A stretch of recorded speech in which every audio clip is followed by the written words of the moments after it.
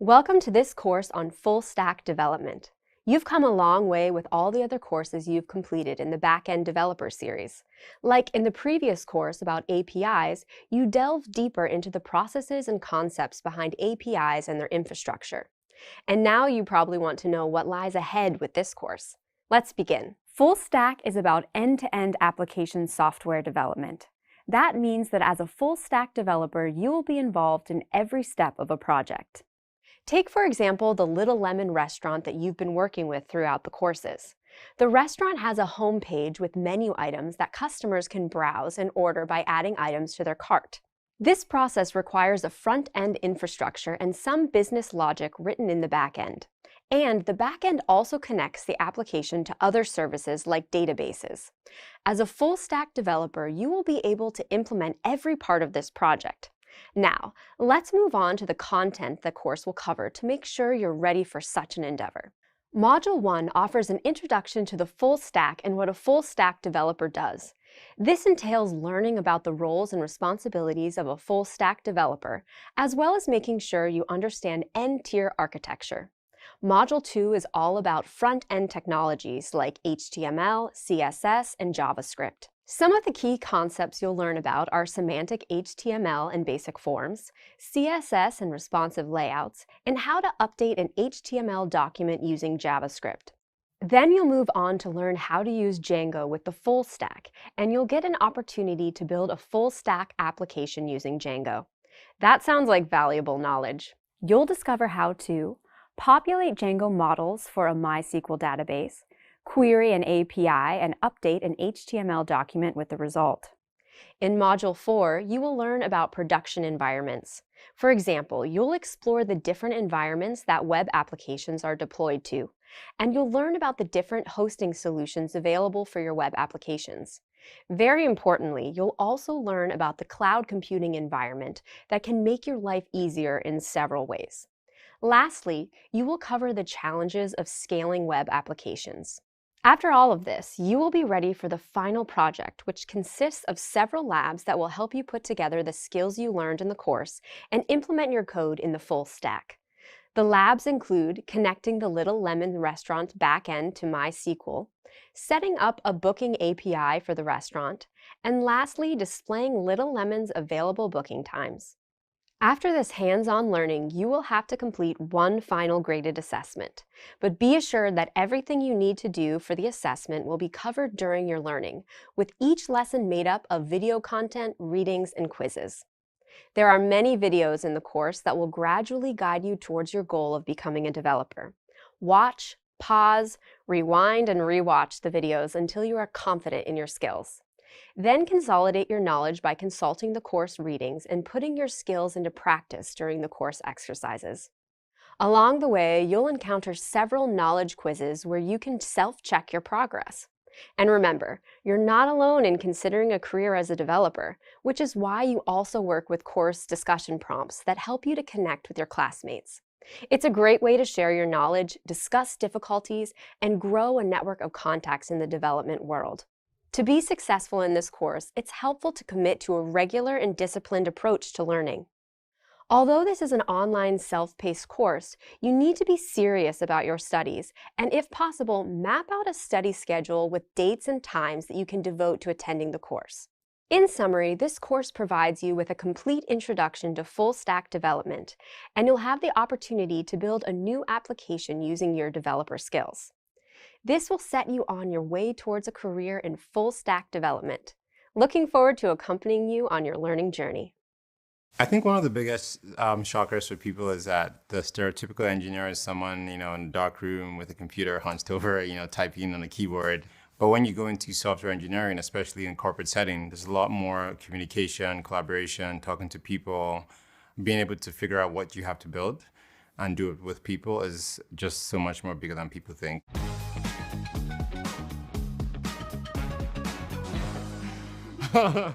My name is Des. I'm a software engineer, and I work in the Meta office in DC in the Integrity organization. So you obviously have to build software since that's the job. But because of Meta's bottoms-up culture, a lot of times you have to align with various teams across the company. So we spend a lot of time in actually writing out what you have to build, design documents, and sharing it with other teams and getting feedback so that we build stuff that everyone is sort of on the same page with. So you always have to make sure that everyone is aligned with the same objective. And when you do good work, people have to know you do good work. So a lot of time is spent on written communication. So you have to usually write notes and stories about what you're doing so that other people can know what you and your team are doing as you work on those projects. The programming language I work with mostly is called Hack. Unlike other languages, we don't expect anyone that joins the company to know it already. So we have that buffer built in for you to learn and get up to speed. Almost a good thing that no one else uses Hack because everyone that joins the company is on the same equal footing versus like something else that someone else may know already before they join. So we have to be able to move fast, but also balance that with our existing user base and products. And what ends up happening is that there's just a ton of overhead in terms of communication that you have to do to make sure that everyone is on the same page and you don't do anything that may have a negative impact. So it's good because you get to interact with a lot of different people and learn a lot, but it causes challenges just because, like I said, there's a lot of extra stuff you have to do for every little change. So just trying to balance that risk and still be nimble and fast is something that I think is a big challenge.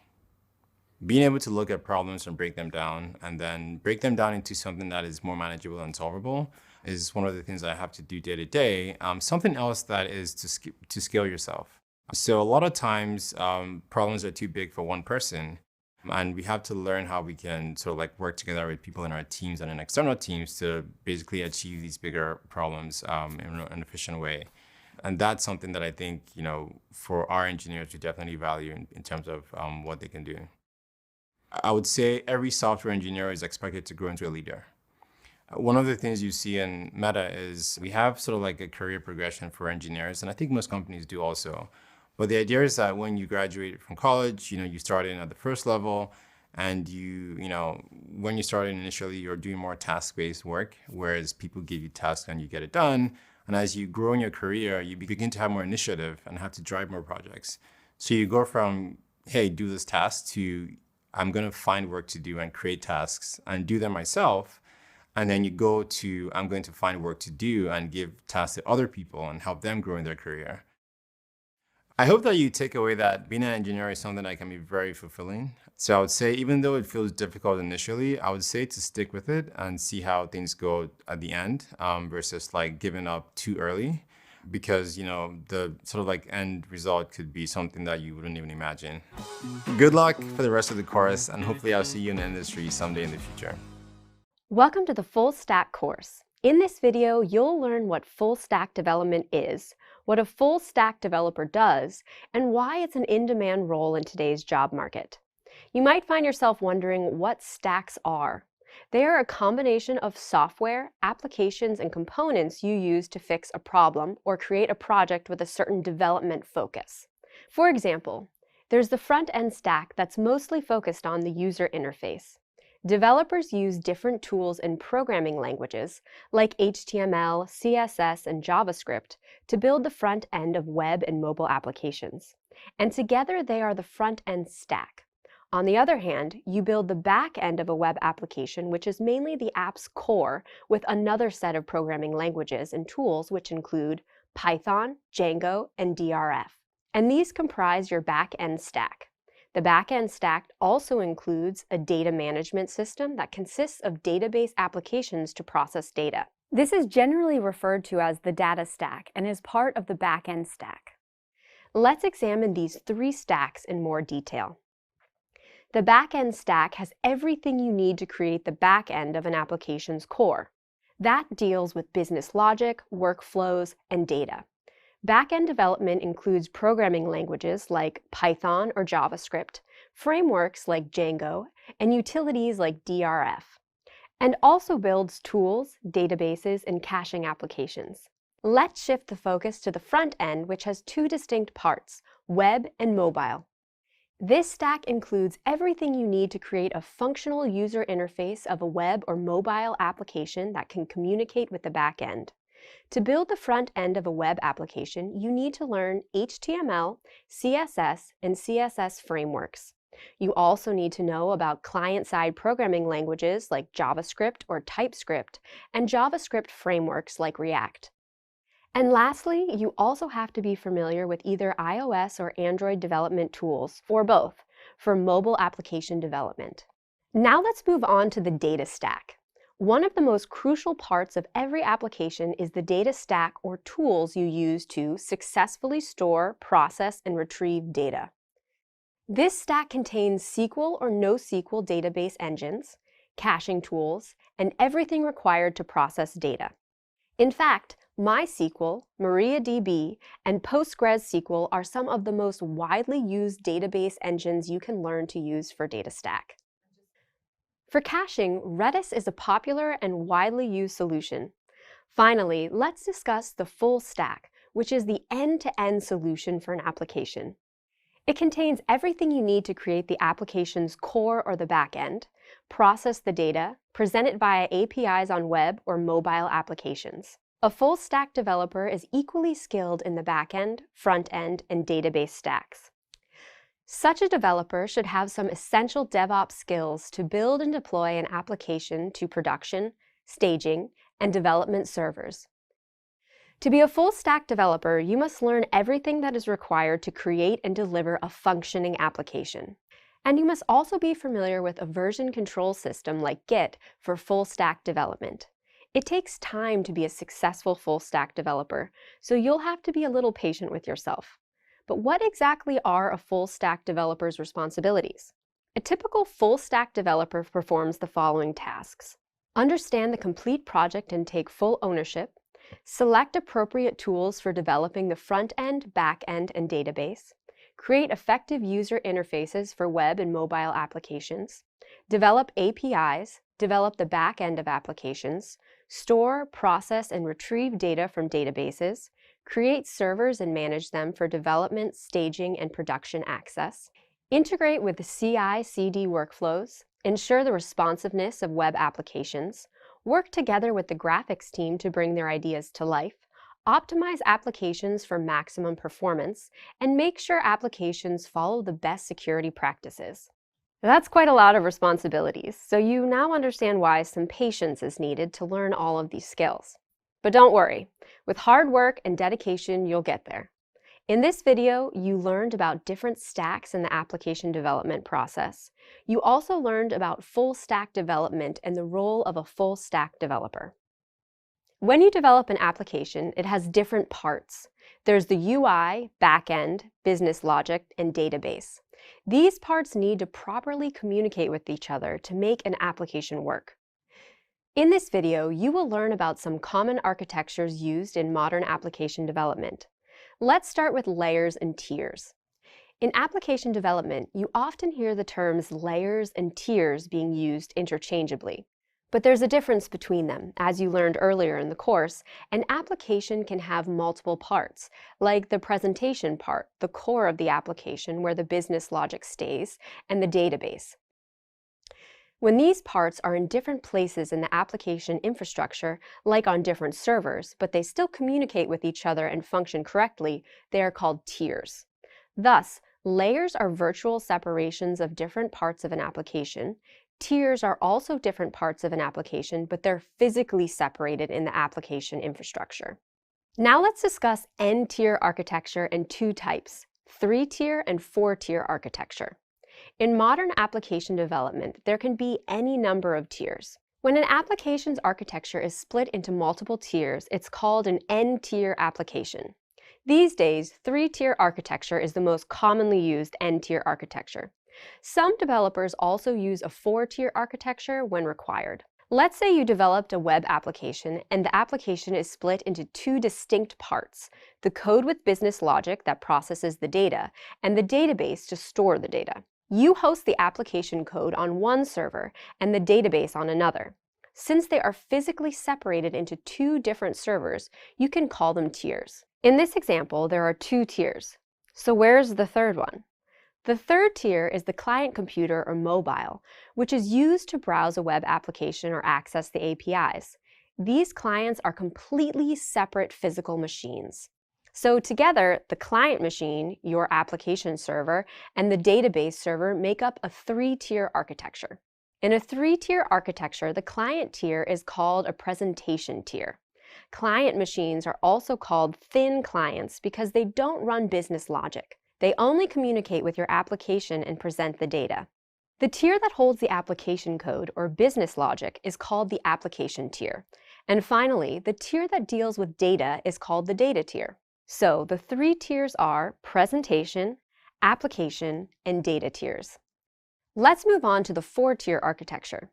In a web application with a four-tier architecture, a fourth tier is included called the delivery tier. This delivery tier deals with caching and delivering the front-end assets to the client. For example, like a content delivery network or CDN. CDN providers have many servers across the world for better content delivery. They store your web application's HTML, CSS, JavaScript, and images and deliver them to the client from the nearest server. Because CDN servers are physically separated from your application and data tiers, they're seen as another tier, the delivery tier. This is just one example of a four-tier web application, and these applications can be very different from one another depending on their purpose. Like, for example, financial or enterprise applications that have different needs. There are several benefits to an N-tier architecture. Let's examine some of them now. When the application is divided into multiple tiers, it becomes easier to secure and scale the application. And fixing problems or adding new features becomes more manageable because each tier is separate and works independently. Thus, the application development process becomes more efficient when you use an N-tier architecture for your application. In this video, you learned about the difference between layers and tiers. You also learned about the popular N-tier architecture and how to use it to create a 3- or 4-tier architecture for your web applications. You've reached the end of Module 1 that gave you an introduction to the full stack. It's now time to review what you've learned in these lessons. You began this module by exploring how full-stack development works in the real world. Meta Software Engineer Manager Des Udezu walked you through a day in the life of a full-stack developer. After this, you reflected on what you hope to learn from this course, and you familiarized yourself with the course syllabus to orientate yourself. You also read some suggestions on how to be successful in this course. This included tips like setting daily goals, scheduling time to study, and making sure that you remember to take regular breaks. The last one might seem like the least important, but to be able to focus and work to the best of your abilities, you need to make sure that you're well rested and energized. After this reflective first part of the course, you explored the different stacks, namely the front-end, back-end, and data stacks. You learned about the programs and tools used in these stacks, such as Python, Django, and DRF, which are used for developing the back-end. You now know that the full stack contains everything you need to create an application's core, or the back-end, process the data, and present it via APIs on web or mobile applications. And you learned that the full stack is an end-to-end solution for an application and that a full stack developer is equally skilled in the back-end, front-end, and database stacks. Furthermore, you learned about typical full stack developer tasks such as developing the back-end of applications, storing, processing, and retrieving data from the database, and creating servers and managing them for development, staging, and production access. Next, you learned about N-tier architecture. This is when an application's architecture is split into multiple tiers. The benefits of N-tier architecture are that it's easier to secure and scale an application and fix problems or add new features. Fixing and adding features are more manageable because each tier is separate and works independently. You learned about the two types of N-tier architecture, namely 3-tier and 4-tier architecture. You learned that in a 3-tier architecture, the 3 tiers are presentation, application, and data tiers. Whereas in a 4th-tier architecture, a 4th tier, namely the delivery tier, deals with caching and delivering the front-end assets to the client. Lastly, you reviewed what you know about client-server architecture. For example, you reviewed the components of a client-server architecture as well as the roles of the client and the server. Congratulations! You've now covered the introduction module of this course and you are ready to complete the quiz. In the next module, you'll learn about front-end technologies including HTML, CSS, and JavaScript. The average person doesn't know much about what happens behind the scenes when they browse the internet on their phone or computer. But as an aspiring developer, you are aware of how the content on screen is controlled by HTML and CSS. And by now you know that HTML is a markup language used to create web pages. In fact, it's the most basic and fundamental language for creating web pages. And together with CSS, it has helped the web browser expand beyond just desktop computers. HTML has been around since 1990, and it was originally designed to provide a way for people to share information over the internet. HTML web pages used to only show basic images and text. The websites you browse today are very different. This is because HTML can do much more than just defining how content is displayed in the browser. HTML is great, but together with CSS, it can do so much more. CSS is a style sheet language that is used to describe the look and layout of a document written in HTML. While CSS is not a programming language, it does allow for some programming-like features such as variables and nested rules. And what it does is give you control over color, size, spacing, fonts, positioning, and more. One of the fundamental principles of CSS is the separation of content and style. That means you can change a web page's appearance without editing its underlying HTML. W3C, the organization responsible for standards for the World Wide Web, manages both HTML and CSS specifications. They continually improve their capabilities to ensure that they are always oriented towards current requirements. Many new features were added to the current version of HTML that make it easier to use than previous versions. These are better support for multimedia content, such as audio and video, improved support for responsive design, such as adapting the web page layout depending on the device the web page is viewed on, new form input types such as sliders and range inputs, date and color pickers, new form validation features, and new ways to work with text, such as spell checking and text editing. Some major additions released for CSS in 2011 ensure that CSS can style and control a website regardless of the media content or the device used for viewing the page. The additions to the current version are media queries, which allow for different styles to be applied depending on the device being used, box sizing, which allows developers to specify how they want their content to be sized and padded, multiple backgrounds, which mean you can specify multiple background images for an element, border images, which allow developers to specify an image as a border instead of a solid color or style, text shadows, which mean you can add shadows behind text for a more three-dimensional look, and transformations and transitions, which allow developers to animate elements on a web page. In essence, the combination of HTML and CSS allows websites to adapt their design and layout based on the devices on which they're viewed. While this feature was initially used to support mobile devices like cell phones and tablets, the usage of HTML and CSS has grown beyond the traditional web browser and web pages. Today, web pages can be viewed not only on computers, cell phones, and tablets, but also on video game consoles and even smart TVs. The web browser has truly expanded beyond traditional desktop devices, and it's all thanks to the combination of HTML and CSS. By now you know that HTML describes the content of a web page, but how do you describe the meaning of a web page? To understand this in a real-world context, think of buttons in an elevator. The vertical arrangement of buttons isn't enough for someone to understand their meaning. To convey the meaning or semantics of the buttons, numbers are added so that people know which button will take them to which floor. When you write HTML, it's good practice to semantically describe the content. This allows search engines and accessibility software, such as screen readers, to understand the contents of a page. Fortunately, you can do this by using some basic HTML tags.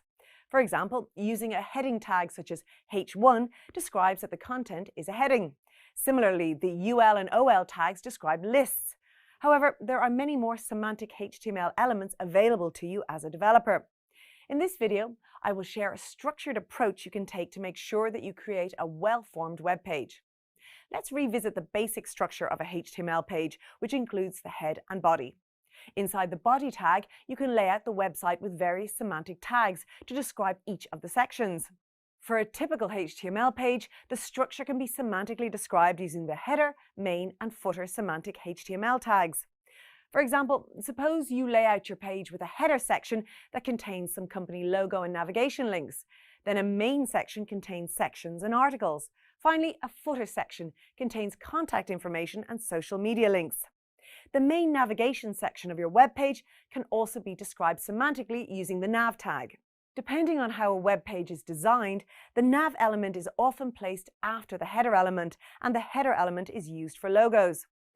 The main links of your website are then added inside the nav element. It is common practice for developers to specify their links as an unordered list inside the nav element. Next is the main content of a web page. The two key semantic elements for your main content are the article and section elements. First, let's examine the article element.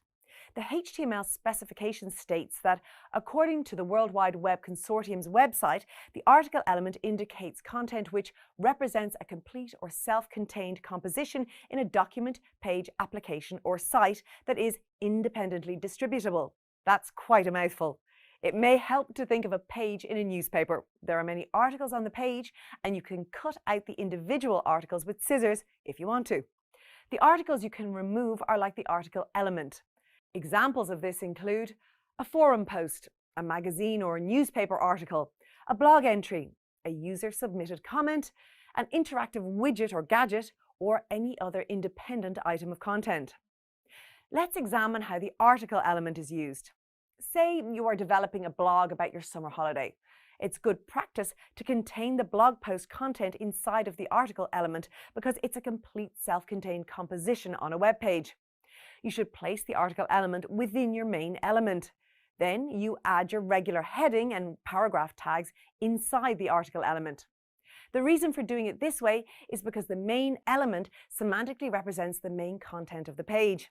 And inside of it, there can be multiple article elements for something like a blog post list. At the end of your document is the footer element. This might contain additional navigation links or other content. It is important to note that semantic elements are not limited to this structure. Since their purpose is to describe the semantics of the content, the elements can be nested inside of each other if it accurately describes the content. Let's update the previous example to use a nested semantic structure. You add a header element to the article element.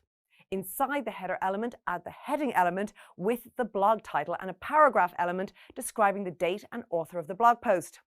Inside the main element, add the content of the blog post. That's it. Let's examine the section element. You can add a section element to semantically define individual sections of the article. It is important to note that sections should contain heading elements to semantically describe the section. It is also possible to use section elements to describe different sections of your web page. The section element doesn't require the article element. It all depends on how you want to semantically describe your page. And now you know how to semantically describe the contents of a web page.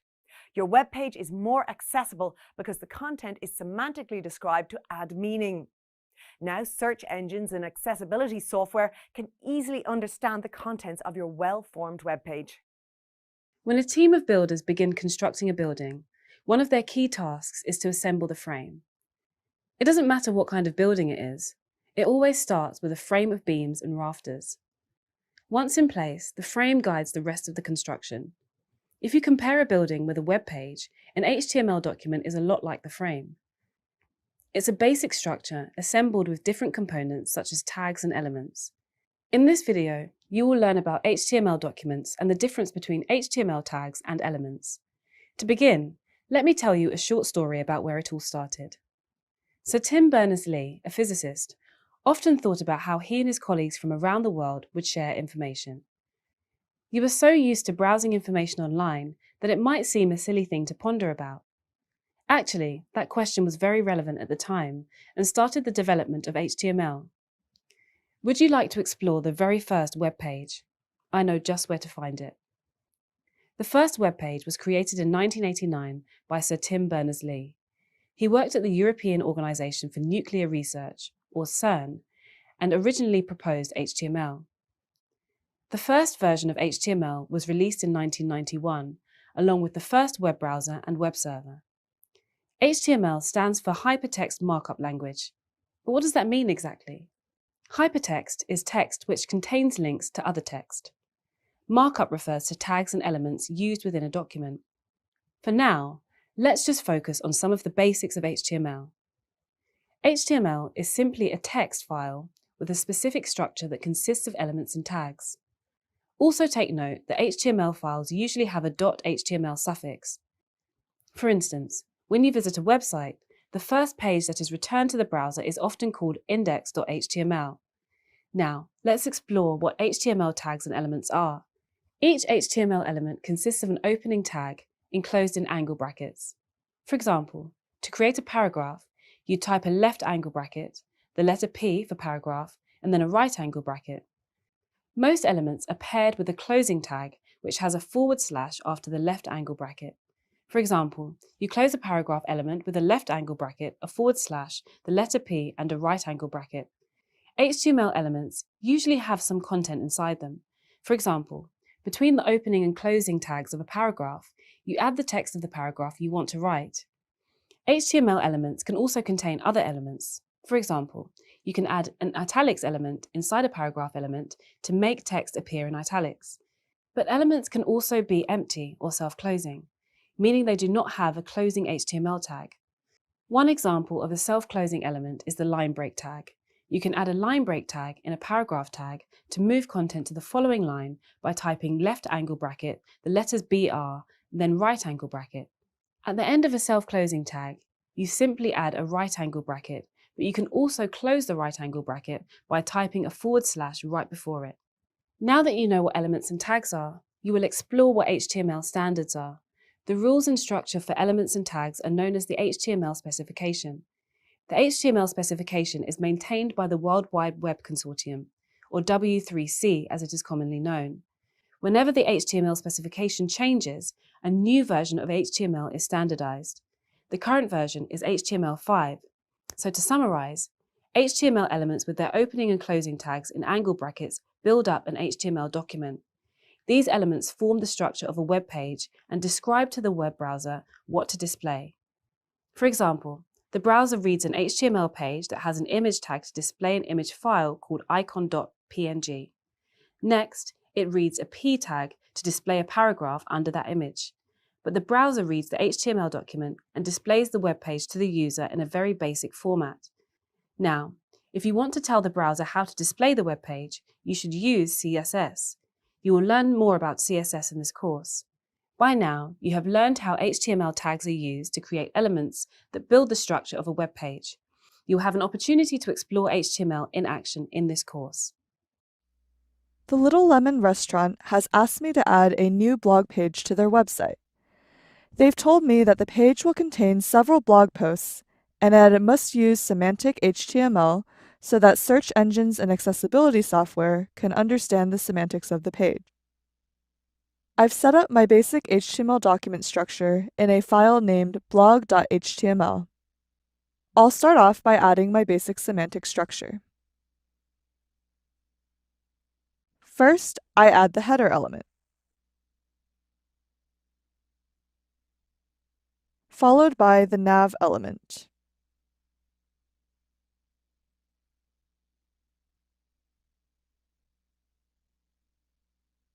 followed by the main element, followed by the footer element. Remember, this structure describes the semantics of this HTML document. Specifically, the header element will be used to display the Little Lemon logo, and the nav element will be used to describe the navigational structure of the website. The main element will feature the main content of the web page, and the footer will be used to display copyright information. When a search engine or accessibility software reads this document, the semantic tags will help the software understand the purpose and meaning of different sections of the document. I will now add the details to each element. Inside the header element, I add the Little Lemon logo using the image tag.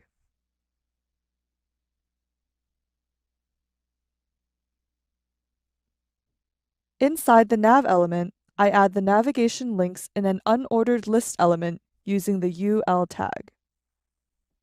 I then add 3 list item elements using the LI tag.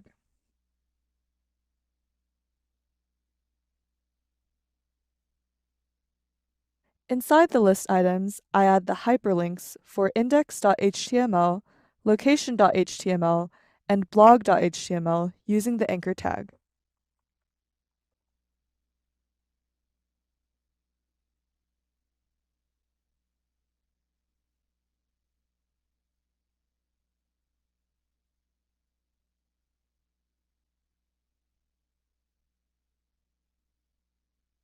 In the main element, I add an h1 tag for the blog heading. The restaurant told me that there will be 2 blog posts for their website, so I add 2 article elements after the h1 element.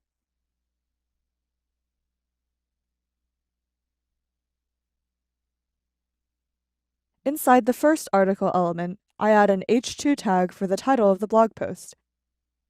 The title is 20% off this weekend. I then add a paragraph element below the title, which contains the blog post text.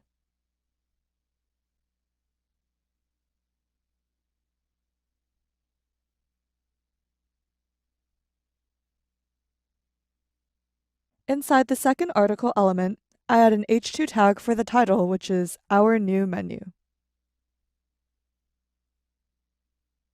Again, I add a paragraph element below the title, which contains the blog post text.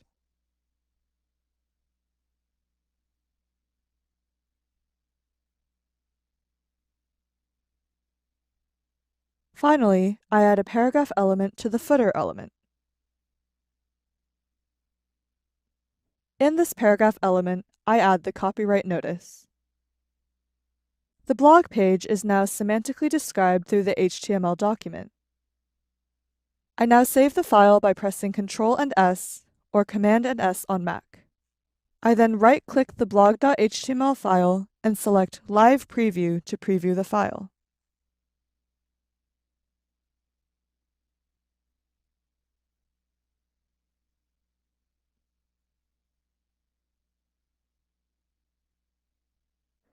The blog page looks good, and all thanks to proper semantic design that ensures accessibility and search engine optimization. I'm sure that the Little Lemon restaurant will get lots of business through their blog, and their customers with disabilities will be able to access the blog with no problems. You've most likely encountered forms when registering an account on a website or when filling out your address for something you've bought online. As a developer, you'll use HTML forms to capture user input. Capturing input is one thing, but the form also needs to ensure the data is usable. How can you ensure the user input is valid? For example, let's say you are building an online food delivery website. Say a user accidentally makes an error when entering the delivery address and the form accepts it, although the location does not exist. It will cause a very bad user experience when the food never arrives. This is where form validation comes in. Form validation is a process that ensures that the data entered by the user in a form is valid and conforms to rules defined by the developer. There are 2 methods of form validation: client-side validation and server-side validation. Client-side validation checks for errors as soon as they are typed into the form. This is done by the web browser or by JavaScript code and provides the user with immediate feedback. The client-side validation process starts by checking if a form has been filled out correctly.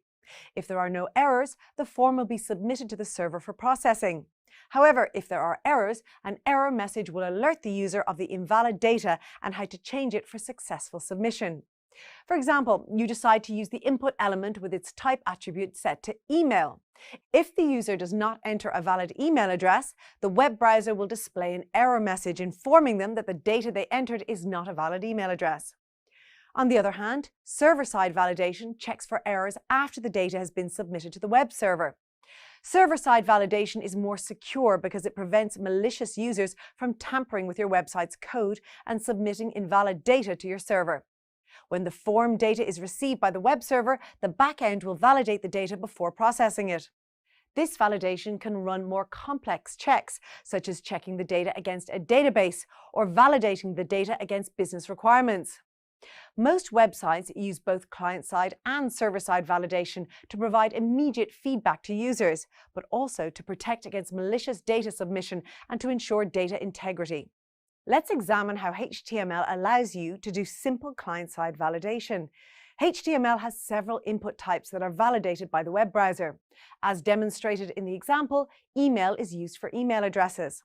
Others include tel for telephone numbers, URL for URLs such as www.meta.com, date for date values, time for time values, number for numeric values, range for numeric values which have a minimum and maximum value, and color for color selection. Say, for instance, a user makes mistakes on a user account form when entering a telephone number and a URL. The browser will validate the entered data against the requirements of the input type and provide user feedback. Another example is the required attribute, which indicates that the user must supply a value to an input field. The web browser will alert a user if a required value is outstanding. And that's the basics of client and server-side validation of forms. You'll learn more about HTML validation capabilities later in this lesson. When ordering products online, you fill out your address and your credit card number. Then you click on an order button that confirms your order. Because you are learning more about front-end development, you might be wondering what exactly happens when you click on that order button. In this video, you will learn what happens when forms are submitted in the web browser. By now, you know that the web browser communicates with a web server using a HTTP request-response cycle. This means that the web browser sends requests to the web server and the web server sends back a response. Up to now, the main type of requests you've been introduced to were for resources such as HTML documents, images, CSS files, and JavaScript files. But it is also possible to send data as part of a request. This is how forms send data to the web server. In fact, there are two ways a form can send data to the web server, using the HTTP GET method or the HTTP POST method. You can specify which method the form should use with the method attribute of the form element. Let's examine an example form and see how the data can be sent using the two different methods. This login form accepts a username and password.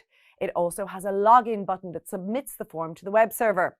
So how would it work if the method attribute is set to GET? When the login button is clicked, the form data is sent as part of the request URL. This means that the user data is appended to the end of the URL in the web browser navigation bar. The web server receives the HTTP GET request and extracts the form data from the URL. While this is an easy way to submit data, it has three key problems. First, the length of a URL is limited to around 2,000 characters depending on the web browser you are using. Some web browsers allow more, but there are inconsistencies between browsers. So, if you have a large form, some data may be lost when it's sent via the GET method to the web server. Second, the length of a requested URL is also limited on some web servers. Popular web server software such as Apache Web Server or Nginx have a default limit of around 4,096 characters. So again, if you have a large form, some data may be lost. The final problem is security. Since the data is included as part of the URL, it means that your data is stored in your web browser history and possibly in the request logs on the web server. If you're transmitting personal information such as addresses or credit card numbers, this is a major privacy and security risk. Now let's focus on how the form would work if we set the method attribute to POST. When the form is submitted using the POST method, the form data is inserted into the content of the HTTP request. When the submit button is pressed, it will send an HTTP POST request with the data contained in the body of the request. The HTTP POST method is more secure than the HTTP GET method. However, the data could still be read by a third party listening to the HTTP request. To secure this completely, HTTPS is used to encrypt the data so that only the sender and receiver can understand the data. Once the web server receives the request, it processes it and sends back a HTTP response. If the request was successful, the response will direct the web browser to a new web page. If errors occurred, there are many ways this can be handled by the web page, as explained in a previous video. You should now be familiar with how forms are sent to web servers and the difference between GET and POST. CSS, or Cascading Style Sheets, is a set of rules that enhance the appearance of web pages. In the early years of the internet, browsers adopted CSS because it presented an opportunity for better visual designs and more creativity. As browsers continue to develop and grow beyond traditional devices, CSS's capabilities developed in parallel. This development includes the introduction of responsive design in CSS and has further grown from there with layout options such as flexboxes, grids, and boxes. And you could argue that layouts is one of the most important components of designing a good web page because layouts help divide a page into different sections, thus making the page more presentable. So let's learn more about CSS web layouts. CSS can be used to enhance a web page by modifying fonts, colors, layout, size, and other style formatting options that make the web page more presentable. The browser window that is visible to the user on the screen is called the viewport. In essence, the idea behind any CSS web layout is to create an optimally designed web page that has a good viewport at any given point. In other words, CSS layouts are all about how the content of your web page is organized. When it comes to creating layouts using CSS, an important property is the display property. What does it do, you ask? The display property specifies the type of box that you want to use for a given HTML element. You might remember from an earlier course that the display property determines if a rendered box is inline or block. Box models allocate rectangles or boxes to HTML elements so CSS rules can be applied. For example, the relative CSS rule for a HTML element with an ID named sample would contain display property with a block value. The code changes the property of the display box to a block type. Layouts created using the block type are good, but evolving requirements led to the development of CSS web layouts such as Flexbox and Grid, which help create rules for multiple elements. They added more flexibility and dimensionality with better options for fine-tuning specific sections of a web page. The main difference between the two is that Flexbox is one-dimensional, while Grid, as the word implies, is two-dimensional. You will examine these in more detail over the course of the module, but for now, let's just do a brief overview. Flexbox is short for Flexible Box Model, and it was introduced before the grid layout. For example, the Flexbox property with an ID named sample contains the display property with flex as its value. Flexbox adds responsiveness to CSS with float elements and positioning. One-dimensional refers to the fact that a given Flexbox container will arrange items in either a column or a row along its axis. The Flexbox container applied over an element can flex to shrink or expand, thus resulting in a flexible, responsive design. CSS Grid is similar to the Flexbox, except it creates a two-dimensional grid along both the row and column axes. For example, the grid rules for the sample ID can be added after adding the display property with the grid as its value. While the grid increases dimensionality and helps to create an advanced layout with relative ease, it can also lead to increased complications later if the element rules are not systematically defined. There is no strict rule on choosing which layout to use, but in general, flexboxes are more suitable when you want to create flexible elements in smaller spaces, while grids are more suitable to large-scale layouts. A separate explanation of each type of layout has been given in this video, but in practice you'll likely encounter the use of more than one layout in rendering a single page. The rules for these layouts in CSS are standardized, but that doesn't mean you are limited when it comes to creativity, aesthetics, or optimization when designing a web page. You will learn more about how to use these layouts during the course. Earlier, you learned about the different types of CSS selectors. Remember, CSS selectors correspond to specific elements or element groups in a HTML document. In this video, you will learn about additional commonly used CSS selectors. But before you explore them, let's briefly revise the ones you've already covered. You learned about element or type selectors. The element selector allows developers to select HTML elements based on their element type. You also get ID selectors. ID selectors use the ID attribute of a HTML element. Since the ID is unique within a web page, it allows the developer to select a specific element for styling. You were also introduced to class selectors. Class selectors allow you to select elements based on the class attribute applied to them.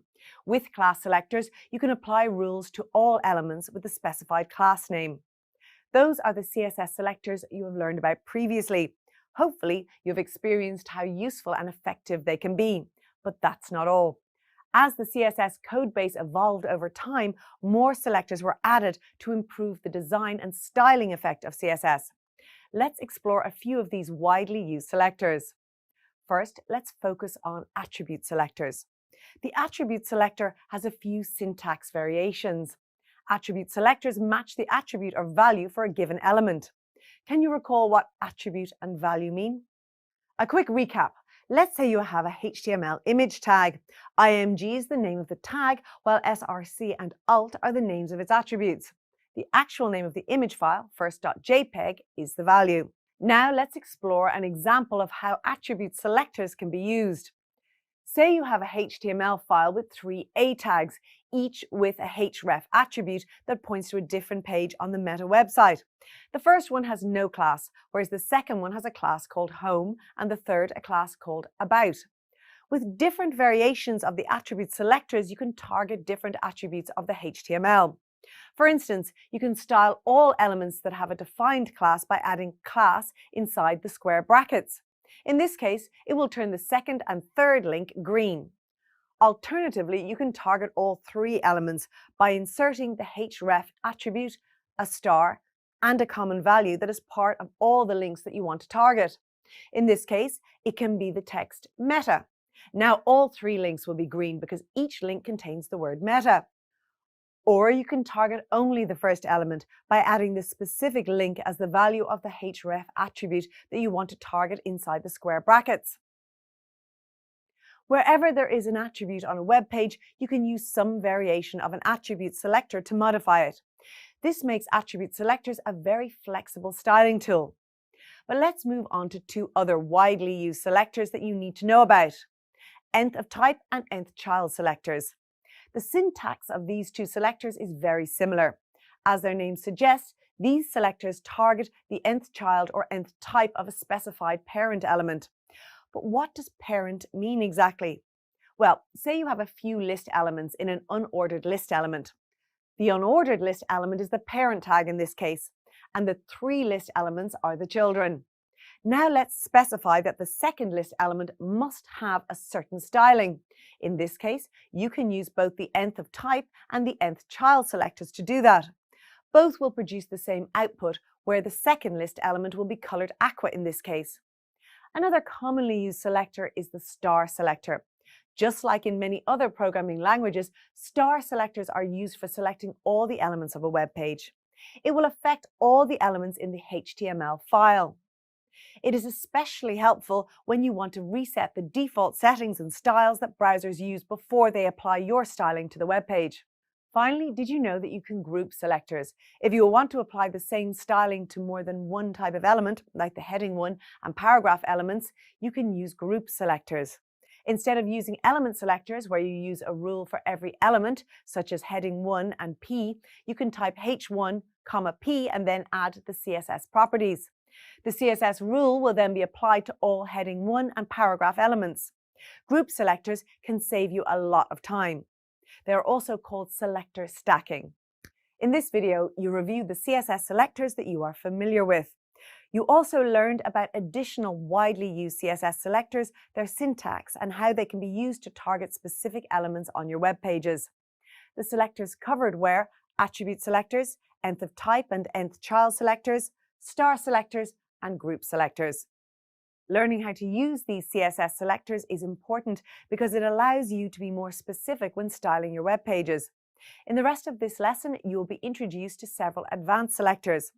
At first, they might seem more complex than the ones covered in this video, but with a bit of practice, they will become part of your everyday web styling toolkit. By now, you've learned how CSS styles individual HTML elements. But how does the web browser know where to place the elements on the screen? The web browser's normal way of calculating the position of HTML elements on the screen is called document flow. By default, nearly all HTML elements are organized into one of 2 categories, namely in block and inline elements. A block level element will occupy the full horizontal width of its parent element and the vertical height of its content. Each block level element will have a new line before and after. Therefore, multiple block level elements will stack on top of each other like a stack of boxes. Inline elements only occupy the width and height of their content, They don't appear on a new line, hence the name inline. Therefore, multiple inline elements can form a row of elements. When coding in HTML, you need to be able to recognize and use block elements. Some examples of block-level elements include the tags div, form, and heading. You also need to be familiar with common inline elements. These include the tags anchor, image, input, label, bold, italics, emphasis, and span.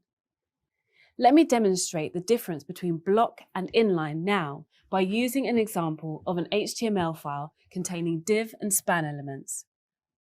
Okay, so I've opened Visual Studio Code here. I will now demonstrate an example where you will learn about document flow. First, I want you to notice that I have a div element containing 3 sentences of lorem ipsum. A div or divider element is used to divide content into sections. If you don't speak Latin, don't worry. Lorem ipsum is placeholder text that has been used since the 1500s. Each sentence contains a span element that you may recall are inline elements. Notice that all text is displayed in an unbroken flow of content in the browser. In the code, I have div and span elements. I am now going to change the middle sentence from a span to a div tag. Because the div tag is a block-level element, notice that the sentence has been moved to a new line and the span element after it is also on a new line. It's possible to change elements from block level to inline and vice versa. This can be done using the display CSS property. Let me add a CSS file called style.css. In my HTML file, let me give the middle sentence div element an ID. I now add a rule in the CSS file to change the element to an inline element. To create the CSS rule, I type #middle and open the curly brackets. On the next line, I type display : space inline semicolon, and on the next line, I close the curly brackets. Notice that the div has now changed to an inline element. If I want to change it back, I can just remove the property. I have deleted the rule in the code to change the element to an inline element. Another way to achieve this outcome is to set the display property to block. I have now changed the value for display to block. In another video, I'll demonstrate to you that there are other values you can set for the display property to change the layout behavior of an element. Congratulations! You have now learned about block and inline elements in HTML. It's important for developers to be comfortable working with each and to know the differences. It's vital to keep in mind that block elements start on a new line and span the entire page, and inline elements work within the flow of the surrounding content, rather than breaking onto their own line. At this stage, you should be familiar with different layouts and grid structures, and you should be ready to start using Flexbox. Let's explore a few practical examples of how you can use it. In the next few minutes, you will explore what the 3 most common uses of Flexbox are. As mentioned earlier, Flexboxes are more suitable to use for simple layouts or designing simple elements in a page. In line with that idea, let's explore a few commonly used design elements that you see on a page. You will discover simple ways in which you can utilize Flexboxes for binding elements together or creating an easy layout. Let's explore the 3 most common uses of Flexboxes in CSS. The first application of Flexbox that you will cover that is commonly used is a search bar. You can use Flex in search bars because it ties up all the elements, such as the small search icon, the search input area, and the submit button. Next, you can create the navigation bar using Flex, which consists of several different layouts. And it makes your navigation bar highly responsive on different devices. Finally, another type of Flexbox that is commonly used is an image gallery. Flex is helpful here as it can realign itself as you change the size of the window. In the next few minutes, you will discover how to create these Flexboxes to ensure a simple layout. In the first example of a Flexbox file, I will create a search bar. I add a reference to the CSS file in the head section of the HTML page. After that, I add content inside the body section of our HTML code. I first create a container class with a div tag. Inside this container, I have 3 different elements, which are the search icon, the search box where I type my search, and finally the submit button. In the CSS code, I first write rules for the container, then for the search icon, the search box, and finally for the button. Most of the properties defined here are settings for the alignment of the selectors. There are just a few important things to take note of. The display property I use is inline flex instead of flex, which makes the flex container behave like an inline element. Another property to take note of is the overflow. The overflow property clips the overflowing content, which in this case will be the text I enter in the search query. Then I add the properties for the icon and the search box. Finally, I add the properties for the search button. Let's remove this CSS code momentarily to check how the output displays without it. Although all the elements are there, the page is standard and plain. I add the code back to the CSS file and check the output one more time. Now the search box displays the properties that I defined in my CSS file. Notice that when I change the size of the page, the search area doesn't change. Another place where Flexbox is used quite frequently is in navigation menus. In this case, I created an unordered list that consists of 4 items. Notice that in my CSS code, I use something called a star or universal selector. The universal selector applies the rules to every element in my CSS code. I use this to clear any formatting that is browser specific. Now I define the rules for the container. It's important to notice that I use the flex flow, which is a shorthand property specifying the direction of the flex container and its behavior for wrapping. Another important property is justify content, which aligns the flexible container's items along the main axis. In this case, I have set it to stretch. Since the individual elements are part of the container, I applied the rules both to the container and to the element, which are the list items, anchor tag, and so on. It's also important to notice that the page is responsive. So, as the size of the browser window gets smaller, the items stack on top of each other, and if I expand the window, it changes to a standard horizontal navigation menu. One final Flexbox example that I will demonstrate is a responsive image gallery. All the elements for the gallery is in the body of the HTML file. There is a div element with a class container that consists of 6 images that are saved inside the project folder. Now let's open the CSS file. First, I remove all browser-specific settings that may be there by using the star selector, just like I did earlier.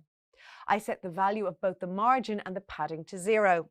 I then reset the basic alignment options for the images by setting the border to 0. Next, let's focus on the container.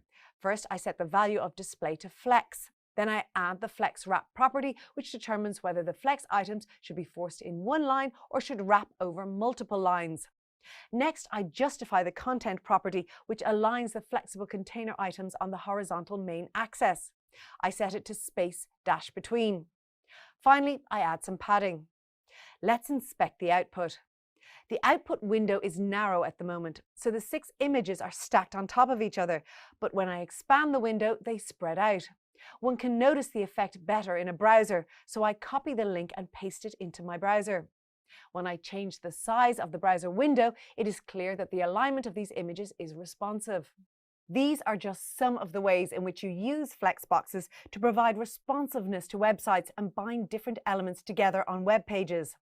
You should now be more familiar with some simple ways in which you can use Flexboxes to bind elements together to create an easy, responsive layout on your web page. Good job! CSS grid layouts are important when it comes to designing a good web page. This is because layouts are a way to provide visual cues for a user by organizing relevant content to make it easier to comprehend. So let's learn more about layouts. When someone says the word grid, you probably think of lines that cross each other to form squares or rectangles.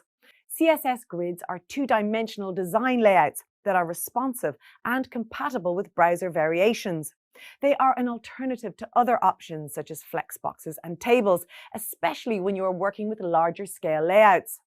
Columns are the vertical tracks and rows are the horizontal tracks in your viewport. Grids divide the page into rows and columns, and the space between these tracks are called gutters or gaps. And a cell is the space in a grid container where a row and column intersect. There are several different configurations you can add to define and modify grids. Let's examine an example that uses a HTML document to demonstrate how to iteratively make changes to a grid. First, let's create a HTML document called index.html. Right now, the contents displayed in the viewport are just a vertical series of letters from A to E without any styling. Let's start adding content to the CSS file. The first thing to do is set the values for the properties of the different box classes inside the container object to make the layout look more presentable. The letters now have a better visual design, but their arrangement on screen is unchanged. The result is that each letter occupies more screen space than is necessary for its size. What's displayed in the viewport may appear to be a grid, but it's not actually one. It's just the default settings of CSS for a layout.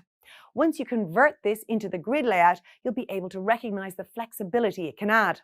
So let's convert it into a grid layout.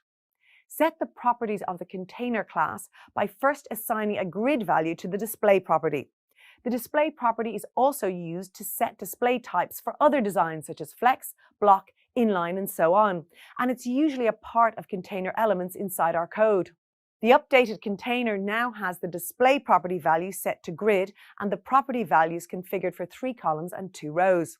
That's 2 changes from the previous configuration. Let's examine them. The grid template columns property has been added into the CSS code to set the size of each of the 3 columns using pixel values. The use of FR, which is an abbreviation for fraction, has been introduced. Fraction effectively divides the grid, and the page now displays 5 separate grid cells around the letters, which are arranged in 3 columns and 2 rows. Where applied, the grid tracks are divided proportionately to the ratio of all the fraction values present. As there are 2 rows, the defined values are sized in the ratio of 2 to 1. Fraction adds flexibility to the grid without needing to deal with actual pixel sizes. It must be noted, though, that fraction and pixel sizes can be used interchangeably with both rows and columns. Now to add a couple of properties such as grid gap or gutter and background color to define the grid. The updated view displays a red box representing the grid because that's what the background color's RGB value was set to. The grid stretches by default the entire width of the page. And the size of the grid track or gutter has been adjusted to 10 pixels, which leaves more space between the grid cells. You can also opt to use the auto properties such as grid auto rows and grid auto columns, collectively called the implicit grid. Let's replace the grid template rows property in the code with grid auto rows. All the rows are now auto resized to 100 pixels. Now let's examine some of the functions that can make configuring the layout easier. First, the repeat function passes the number of repeats required for a given number of rows and columns. The result of the code adjustment is an unchanged web page from the last instance because the repeat function didn't change anything, it just reduced the amount of code you needed to write. Therefore, the repeat function helps reduce redundancy and provides ease of code modification. Next, the min-max function sets the minimum and maximum values expected for the sizes of rows and columns. Let's set the value for the grid auto rows to 150 pixels. The output is modified so that the minimum size of each row is 150 pixels. One more important concept is grid frameworks. There are a number of commonly used grid frameworks in layouts. 2 such grid design layouts are known as the 12 and 16 column grids. They divide the page into 12 and 16 tracks respectively along the vertical columns. The properties can be modified accordingly to target a specific track. CSS grid layouts are so important when it comes to good web page design, and this video has demonstrated that layouts provide visual cues for the user by organizing content in a way that makes it easier to understand. Who knows, soon you'll be building your own web pages and you'll be able to test out some of the techniques shown in this video. And don't forget the repeat and min-max functions. They'll save you time and effort. Pseudo-class selectors give developers great control over what they select and style. By knowing how to use these selectors, you will not only improve the interactivity of your web pages, but you will also be able to add advanced styling without too much effort. These selectors are also often referred to as just pseudo-classes. Previously, you were briefly introduced to the pseudo-class invalid. Remember, pseudo-classes are state-based selectors, which means that they allow you to select elements based on their state, for example, the hover state. You use pseudo-class selectors to improve the interactivity of web pages by styling elements in response to user input. In this video, you will explore practical examples of how to do this. There are many types of pseudo-classes. Other than the hover state, examples include selecting an element when it is active or in focus, or when a link has already been visited. Pseudo-classes are also very effective to target specific elements such as, let's say, the fifth item in a list, bold items, empty elements, and so on. Let's review the general syntax that you use for various pseudo-classes. You add the selector, a colon, the pseudo-class, and then the properties. While there isn't a broadly accepted classification for pseudo-classes, you can group them in terms of general similarities and their purpose. Let's explore a few of these general classifications. The first group you need to know about is user action states, which include the hover pseudo-class, which changes the style of an element when a cursor hovers over it.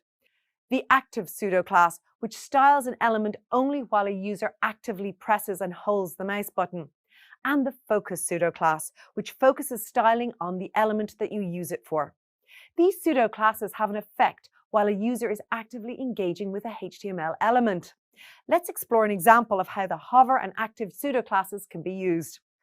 Say you have a HTML file with an A tag inside a paragraph and a button element inside a div element. The paragraph element has a class defined as myPage, and the button class is defined as myButton. Now let's explore the CSS. First, it contains basic styling for the myPage and myButton class elements. Then, to make the link change its appearance when a user hovers over it, you use the hover pseudo-class to target a tag.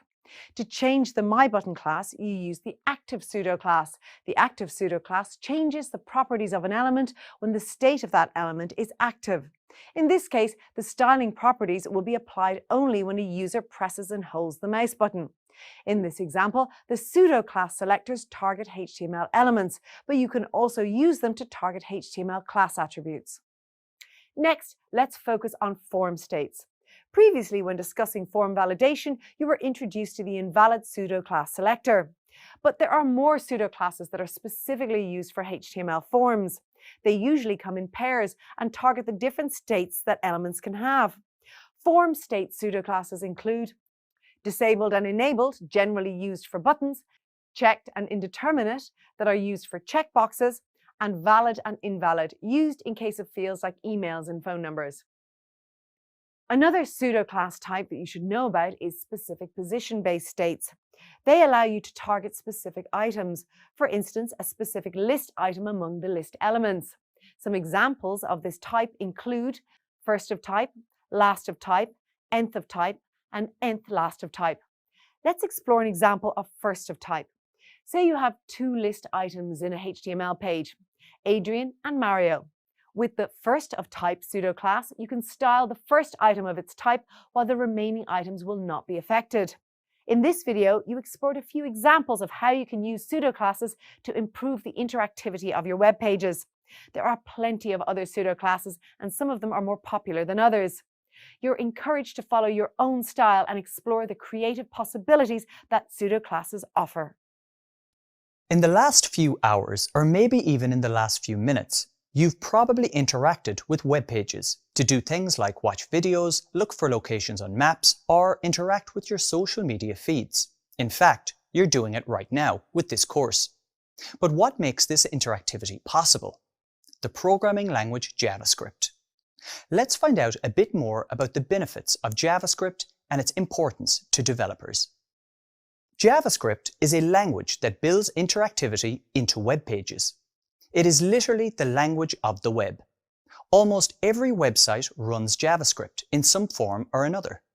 The reason for this is the fact that since its very inception in 1995, JavaScript has been the main way to interact with web pages on the client side, the front-end side of websites and web applications.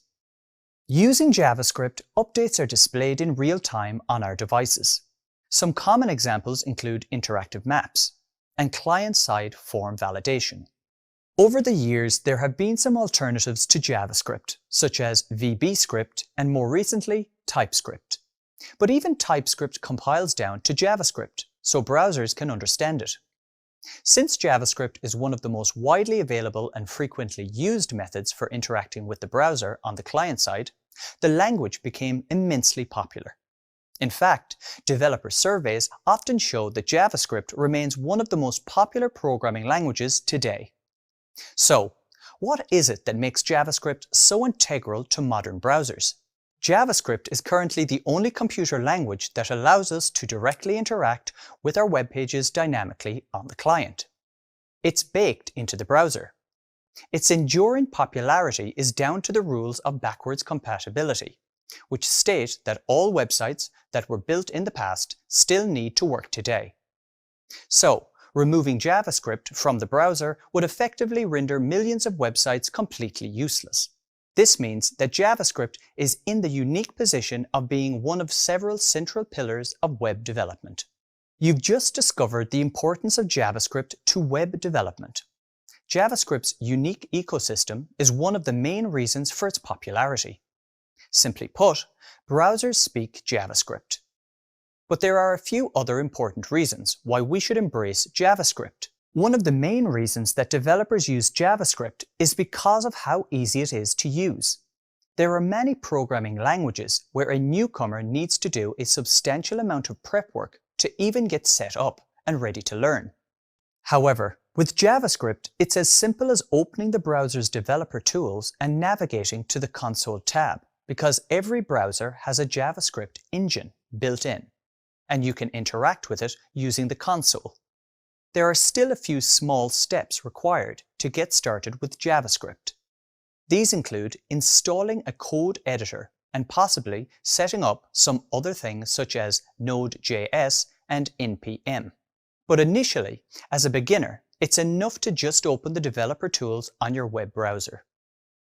Another reason to learn and use JavaScript is because, as we saw earlier, it's everywhere.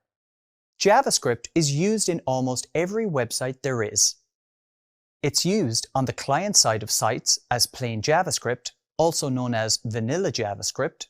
It fuels a myriad of JavaScript frameworks such as React, Vue, and D3. And it's also used on the server as Node.js and more recently, Deno.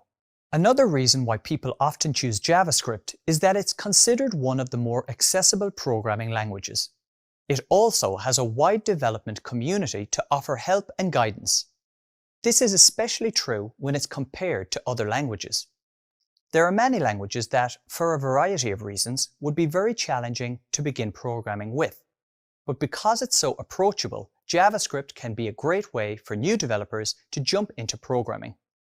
So, besides being a useful skill on its own, JavaScript can also be a stepping stone to other languages and technologies. Finally, one more reason to learn JavaScript is because JavaScript skills are in demand. Countless job postings appear for JavaScript developers every day, and these will keep coming for the foreseeable future. So, next time you ask why choose JavaScript, remember that it's the foundational technology of everything you do online, with a huge variety of uses. Plus, it's easy to get started with, and once you're up and running, there's lots of job offers and projects open to you. Best of luck with your JavaScript journey. JavaScript is used in many scenarios, for example, in the browser to help add various kinds of behaviors and interactivity, like adding an item to a shopping cart when you click a button. On the server, it can be used to power up websites, communicate with databases, and provide a native feel to web apps. It's used to build mobile apps using technologies like React Native, and it's used to program devices known as the Internet of Things. In a nutshell, JavaScript is everywhere. This means that there are many different use cases for JavaScript, and with these different use cases come different implementations, each geared towards solving a particular problem. For example, in the early 2000s, different companies built internet browsers and were referred to as browser vendors. However, with different browsers came different behaviors with various discrepancies between other browsers. This resulted in developers sometimes having to write separate JavaScript code for different browsers. This wasn't the best use of developer time and could lead to a frustrating experience for end users. Out of this frustration, several projects appeared, trying to solve this compatibility problem. One such project managed to solve these issues, and it was a library named jQuery. Using this library, all a developer needed was to import jQuery and write code using its features. This code would then work across all browsers. At the time, it was like magic. as it was such a great solution to the problem of incompatibility. And jQuery became the most popular JavaScript library for well over a decade. However, as the web and the way we code kept evolving, new problems appeared, and soon enough, new solutions to those problems needed to be built. One such solution was React, which came out in 2011, and it had a considerable effect on the way we think about websites and how we build them. React solved many of the issues associated with creating, updating, and maintaining complex websites. Soon, many other technologies appeared, attempting to do the same. These include Knockout, Backbone, Angular, Ember, Vue, Alpine, and others. With millions of websites containing JavaScript code from different versions and libraries, there is a lot of old code. This is known as legacy code. While you probably won't use jQuery to build a modern website today, you might still come across it in a project that is still actively running. But don't worry. Sometimes beginners think they have to learn or even master all the different technologies associated with JavaScript. However, that's not really necessary. To be a well-rounded developer, you need to learn and master the basics of plain JavaScript without the frameworks. Once you have this foundation, the pathway will become easier for you to learn a framework built on top of JavaScript, such as React. When you start programming in JavaScript, it helps to think of an empty JavaScript program as the first level of a sandbox game. The world is still empty, but there's some underlying structure to it to build on. That structure needs to be there so that you can write custom JavaScript code in the first place. However, besides the underlying structure, a new JavaScript program is kind of like a blank slate for you to build on. It's up to you, the programmer using JavaScript, to say, let's build this world. And an important part of this process is knowing how to use variables. In this video, you will learn how to identify what a variable is and why you need it, distinguish between variable declaration and variable assignment, and describe how to get a variable's value and reassign it. Let me demonstrate this now, using some code to assign a value to a variable and output it to the console. Right now, I have the Developer Tools panel open in my web browser. You can access this by pressing F12 on Windows and Linux or Command-Option-I on Mac. Then I select the Console tab. This works with any browser, and for this example, I'm using Google Chrome. Now I want to give JavaScript some idea of what I want to build, and I start by adding a person's name.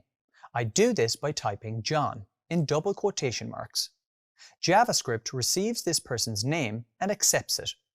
There are no errors. This means I've given it some valid data, something that JavaScript can work with.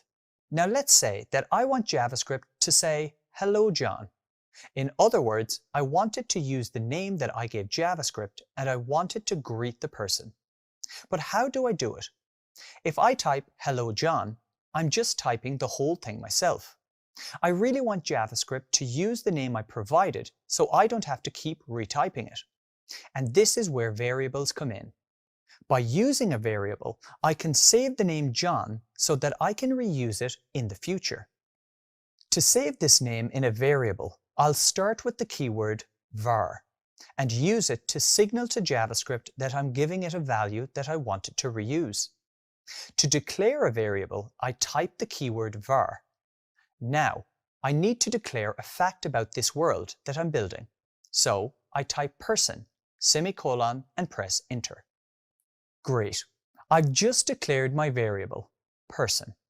I've given JavaScript one fact about the world that I'm building. The fact that there is a value that I'd like to reuse and that this value is accessible using the word person. Thus, I have completed the variable declaration. However, I still haven't given a name to the person variable. In programming jargon, I'd say that the person variable hasn't been assigned a value yet. The person variable is still undefined.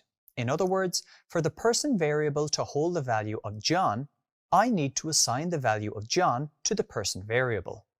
To do this, I'll use the assignment operator, the equal sign. Operators perform certain operations, and the assignment operator's purpose is to take the value that is on its right and put it into what is on its left. So, to assign the name John to the variable person, I type var person equals John in between quotes. I've taken the value John and assigned it to the person variable using the assignment operator. To confirm that this is really the case, let me inspect the contents of the person variable by typing person semicolon. It returns John as the result. Now that I have this value in a variable, I no longer have to type John every time I want to use it. I can have JavaScript output the text, "Hello John," to the console by using the built-in console.log method. This is a common approach to outputting values in JavaScript.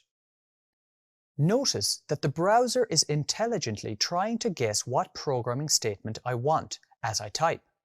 Don't worry about this now. I just want you to concentrate on variables and the console.log method. The console.log method can accept one or more values, separated by commas. So I type console.log, open parenthesis. Then I type hello in quotes, comma, person for the variable, and then close parenthesis. Notice that hello John is now logged to the console. This is an example of combining static text with a dynamic variable where the value can change. But why stop here? Why not save the greeting in a variable too? Let's create another variable and call it greeting, and assign this new variable the value hello in quotation marks. Now, when I use the console.log method with both variables, greeting and person, the words or the values of these variables, hello John, are logged to the console. Finally, let me show you why variables are so useful. Now that I have the person and the greeting variables, I can reassign them, replacing their stored values. For example, I can change the value of the variable from hello to hi by typing greeting equals hi in quotation marks. Similarly, I can change the value of the variable person from John to James by doing the same thing. I type person for the variable, then equals, and finally James in quotation marks. Now the value of the variable greeting is hi, and the value of the variable person is James. Notice that now I haven't used the var keyword when I reassigned the values to the variables that I created earlier. That's because JavaScript already knows that these variables exist in the world that I'm building. But the variables don't have to be static and unchangeable. That would be a pretty boring world, right? Now, I run the exact same piece of code as before by typing console.log and the name of the variables.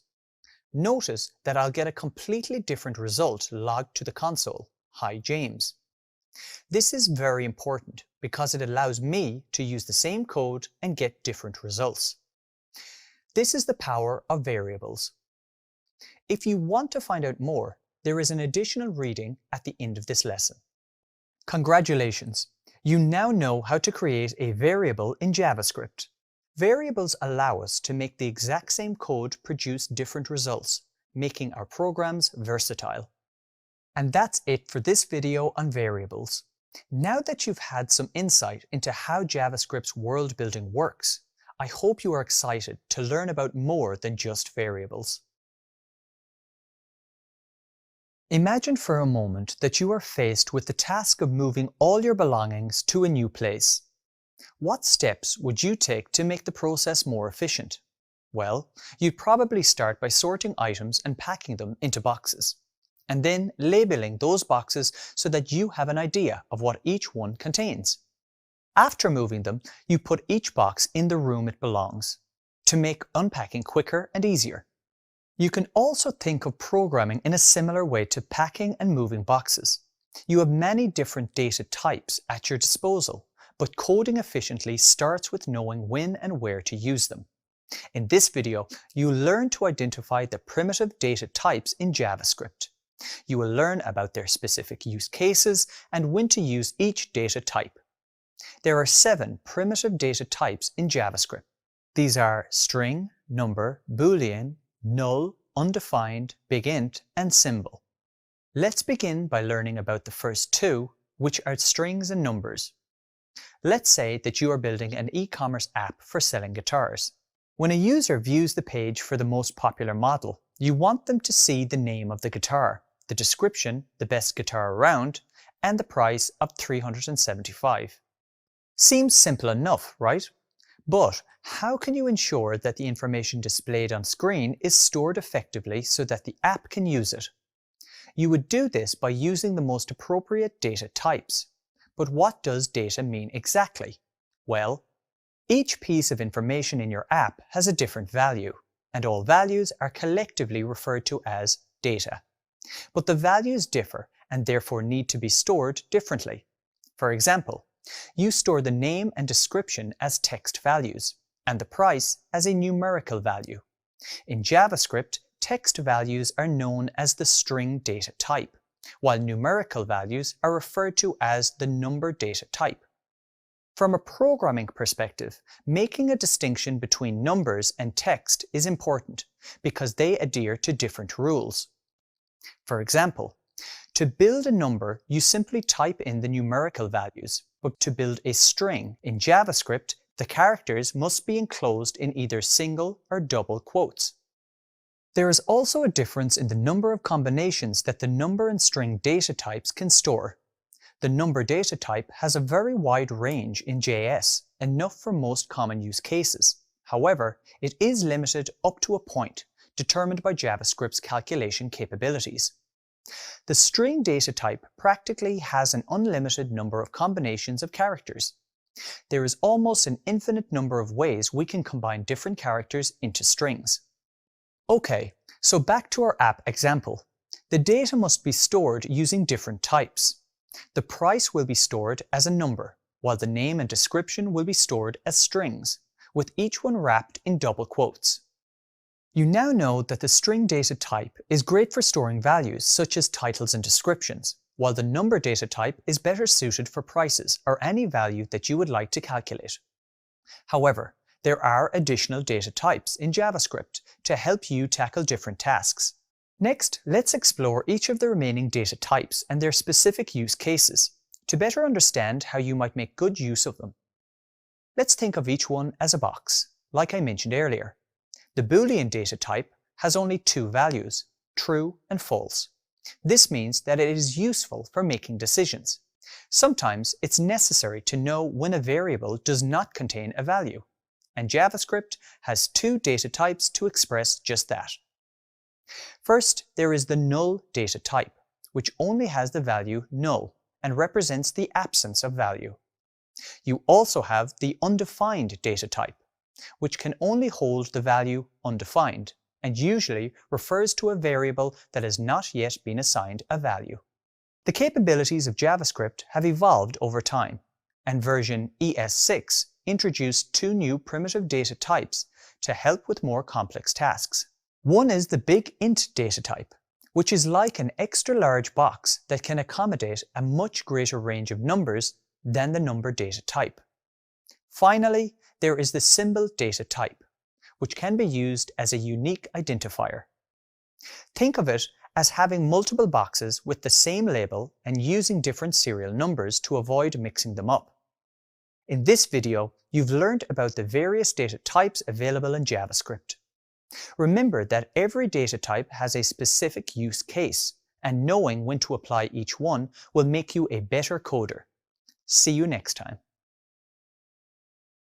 Where do you think the name operators come from? Does it have something to do with an operation of some sort? Well, the answer is yes. Operators are used to perform operations on variables and values. An operator is used to manipulate individual data items and return a result. For example, you may already be familiar with the assignment operator to assign a value to a variable. You use assignment operators for simple and complex calculations. They provide us with similar options to those on a calculator. In this video, you will learn about assignment and logical operators and how to use them in JavaScript. First, let's start with the assignment operators which you can use to perform simple arithmetic. For example, to add two numbers, you can use the addition operator, which is represented by the plus symbol. If you want to subtract values, use the minus operator, which is represented by the hyphen symbol. If you want to perform division, for example, 35 divided by 5, use the division operator, which is represented by the /. Finally, to multiply numbers, use the multiplication operator, which is represented by the star symbol. In addition to assignment operators, you can also use comparison operators, which compares and returns a logical value based on whether the comparison is true. For example, you can compare numbers to check if they are greater than, less than, equal or not equal to each other. You will learn more about the various assignment and comparison operators later in this course, but for now, let me tell you about logical operators. Logical operators are used in JavaScript to determine if something is true or false. For example, the logical operator named AND, which you can use to check the two or more conditions are true. Imagine you had a variable named A, and you wanted to check that its value is greater than 5 and less than 10. For this to be satisfied, both statements must be true. Alternatively, there is the operator named OR, which checks for at least one of the statements to be true. For example, A is greater than 5 or A is greater than 10. Finally, you can use the logical operator NOT, which returns a false value if the result is true. Operators are used to control the flow of a program that meets certain criteria. Now let me demonstrate how to use JavaScript math and logical operators.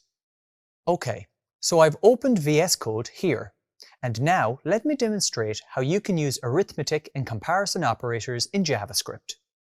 Recall that comments are used to specify which lines JavaScript should ignore.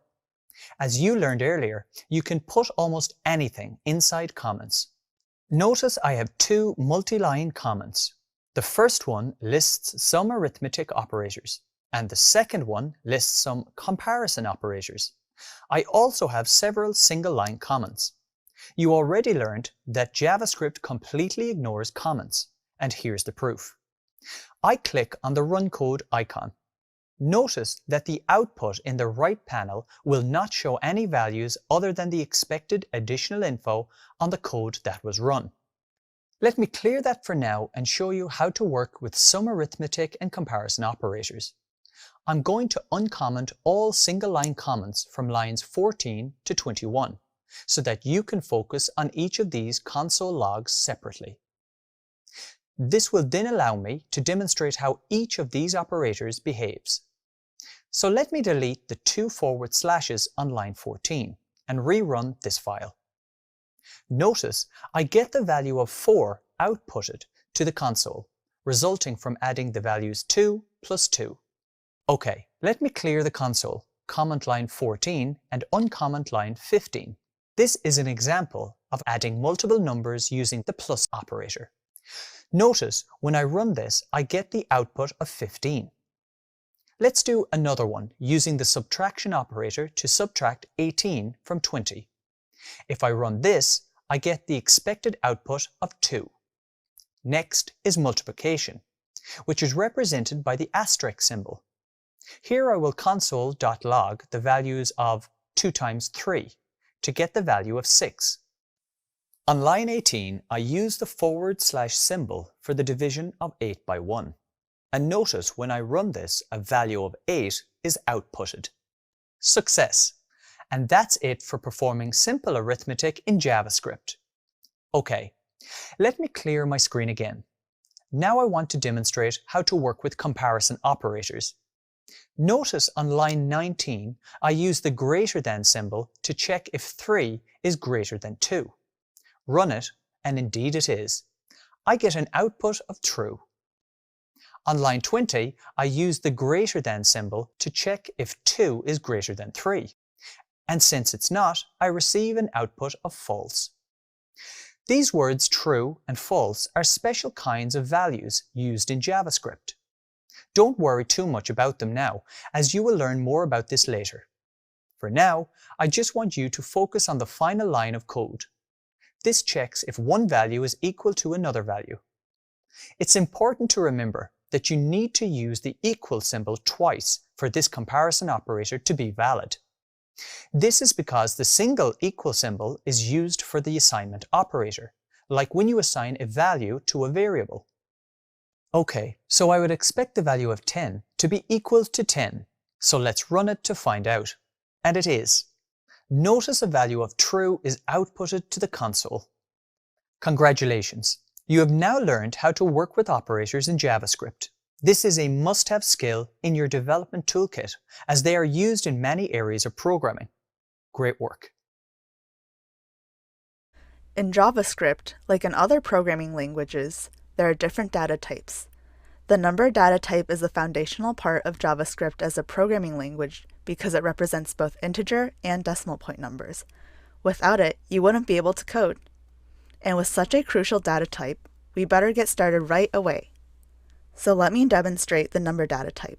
I type the value 123 into the console and press enter. Notice that the output is 123.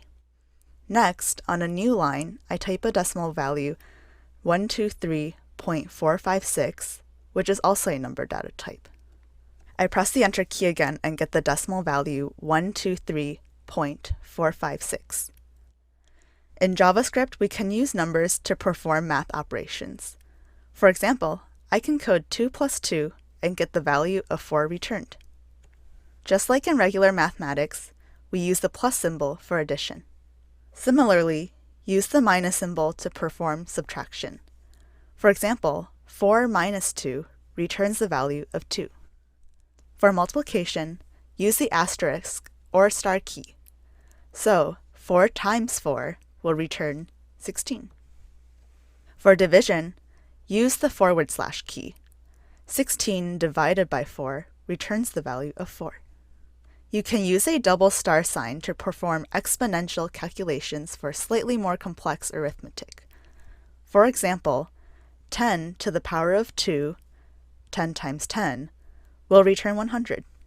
A final example is the remainder or the modulus operator.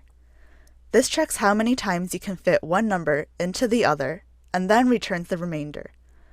So if I type 9 modulus 8, the value of 1 is returned. Or 16 modulus 8 returns a 0. This is because the number 8 divides into the number 16 evenly. There is no remainder as represented here by the 0. Besides basic mathematical operations, you can also use parentheses to group more complex calculations. For example, 2 times 4 plus 8 can return a different answer depending on the order used for calculation. For example, multiplying 2 times 4 and then adding the value of 8 returns 16. But 2 times the value of 4 plus 8 returns 24. By using parentheses, I can control the order of calculations. Without parentheses, JavaScript will follow the standard mathematical sequence of calculation. In this case, the multiplication would take precedence and be done first. So the 2 times 4 happens first, and then the 8 is added, returning a value of 16. Remember, I can override that using parentheses and get a different result. That's an example of using parentheses in JavaScript with numbers and mathematical operators. Some of the most common JavaScript mathematical operators are plus, minus, times, division, and modulus. If you would like to learn more about mathematical operators, there is an additional reading at the end of this lesson. Since you're new to JavaScript, you might not be familiar with strings. Strings are used to represent and work with a sequence of characters while programming in JavaScript. Let me explain how they work. To demonstrate the concept of strings, I have the developer tools open in my browser and the console tab is selected. So what is a string? A string in JavaScript is a collection of characters enclosed by single quotes, double quotes. Such a collection of characters is known as a string data type. Strings are one of the most common types of data you'll be working with. To code a string, I type in a pair of single quotation marks. This piece of code with just an opening and closing single quote is referred to as an empty string. To build an empty string, I can also use double quotation marks. While empty strings have their place in JavaScript, they're not very versatile. But strings don't have to be empty. So let me build a non-empty string with some letters and an exclamation mark. I do this by typing the words, "hello there," and an exclamation mark within a pair of single quotation marks. Besides letters and punctuation symbols, we can add almost any other character into a string, including numbers. For example, I can type "hello there" and follow it up with several symbols and numbers. This is still a valid string. There's one thing that strings can't do, and that is break onto the next line. When I type a single quotation mark, the word hello, and then press enter before typing the second quotation mark, it results in an error which stops the code from running. The same happens if I use double quotation marks. When you use single or double quotes to surround string values, these characters are referred to as delimiters. This is because I use them to delimit a given string value from the rest of my code. There are some unusual situations that can trip you up when you first start using strings in JavaScript. For example, let's say that I want to create a new string. I do this by typing a single quotation mark, followed by the phrase, "It is a lovely day," and I close the string with a second single quotation mark. Now I want to use the contraction of "it is" by using an apostrophe, but I get an error code. This is because JavaScript reads the word "it," that is, the first two letters, as forming a string, and then it doesn't understand the rest of the code because of the apostrophe. To fix this issue, I need to nest single quotes inside double quotes. I do this by replacing the original single quotation marks on either side of the phrase with double quotation marks. And now you'll notice there are no more errors. You can mix single and double quotes too, but it's better to stick with one or the other because it can be confusing and lacks consistency. And there you have it. You have learned what a string data type is and what an empty string is. You can also explain what the string data type is in JavaScript. I encourage you to try and make some more strings while practicing coding. The Boolean data type is used to check if a statement is true or false, which makes it a foundational part of knowing how to use JavaScript. It has many uses, but in this video, I will focus on how to get the result of a comparison to determine if two values are the same or not. What is a Boolean data type? To understand the answer to this question, let's think about a real-life scenario of comparing numbers, such as, for example, checking if number 1 is smaller than number 2. In JavaScript, I do it like this: 1 less than sign 2. When I press the Enter key, JavaScript says that this is a true claim. Let's do some other comparisons. Let's check if 1 is greater than 2. 1 greater than sign 2. This code returns the value of false of the Boolean data type. No matter how I compare numbers, the result of the comparison will always be either true or false. There are no maybes here. That's why the Boolean data type has only two possible values, true and false. Besides the less than and the greater than operator, I can also use some other operators to compare numbers. It might help to think of these various comparison operators as tests. Let's say I want to test if the comparison of two numbers is correct or incorrect. Now I will run a few tests with some additional operators, starting with checking for equality. 1 equals 2. I'm claiming that 1 is equal to 2, and JavaScript returns false. No, 1 is not equal to 2. My claim is false. When first introduced to the syntax, with two consecutive equal signs, it is not uncommon for people to be slightly confused. Why the double equal sign? After all, you know that in mathematics you only need a single equal sign to signal equality. But in JavaScript, I use a single equal sign as the assignment operator to assign a value from the right side of the assignment operator to the variable on the left side of the assignment operator. For example, I can type var score equals 100 to declare a variable called score and assign it to the value 100. In other words, I can now confirm that the value of score is 100 by typing out score in the console. Indeed, 100 it is. In contrast, in JavaScript, the equality operator has two equal signs, and it checks only for value. Additionally, there's also the strict equality operator that has three equal signs, and it checks for both the value and type. For example, if I use the equality operator, let me type 100 double equal sign, double quotation, number 100, and close double quotation. The console will return the Boolean value of true. By using the double equal signs, I compare only the value and not the type. JavaScript checks only if 100 is equal to 100, regardless of the data type. It ignores the fact that the 100 on the left of the equality operator, without the double quotes, is a number, and that the 100 on the right of the equality operator, with the double quotes, is a string. The strict equality operator is more unforgiving. It checks for both the equality of value and the equality of type. Therefore, comparing the number 100 without quotes with the string 100 with double quotes will return a Boolean value of false. Why is this false? It is false because although the value is the same, the type is not. The number 100 does not have the same type as the string 100. There's also an operator that's the opposite of the equality operator, the inequality operator. It's a combination of an exclamation mark and an equal sign. Let's test it. I type number 1, exclamation mark, the equal sign, and number 1 again. It returns the Boolean value of false because it is false to say that 1 is not equal to 1. Additionally, just like there's the strict equality operator, there's also its opposite in the form of the strict inequality operator. This operator is an exclamation mark with 2 equal signs. Let's type number 1 as a number, exclamation mark, the equal sign twice, and then number 1 inside double quotes, that is, as a string. This returns a Boolean value of true because the number 1 is not the same as a string 1 by both the value and the type. So it's true that these two values are not the same. There are other kinds of operators in JavaScript, and there are some additional concepts like operator precedence and operator associativity, but we'll skip these for now. With the examples covered in this video, you should have a basic grasp of how the Boolean data type works and what it's useful for. You will encounter Boolean values again because there are other important ways in which you can use them in your code besides comparing numbers and strings. One of the most powerful features of JavaScript is DOM manipulation. For example, you can click on a button and change the color of some text or even display a pop-up message. Essentially, you're dynamically updating the HTML content in real time. To do this, you must be able to locate the objects in your HTML document that you want to manipulate. In this video, I'll guide you through how to use selectors in JavaScript to quickly find specific objects in a document. JavaScript selectors work with the document object, which you can access by typing the keyword document. This returns the web page stored in the browser's memory, known as the document object model, or DOM.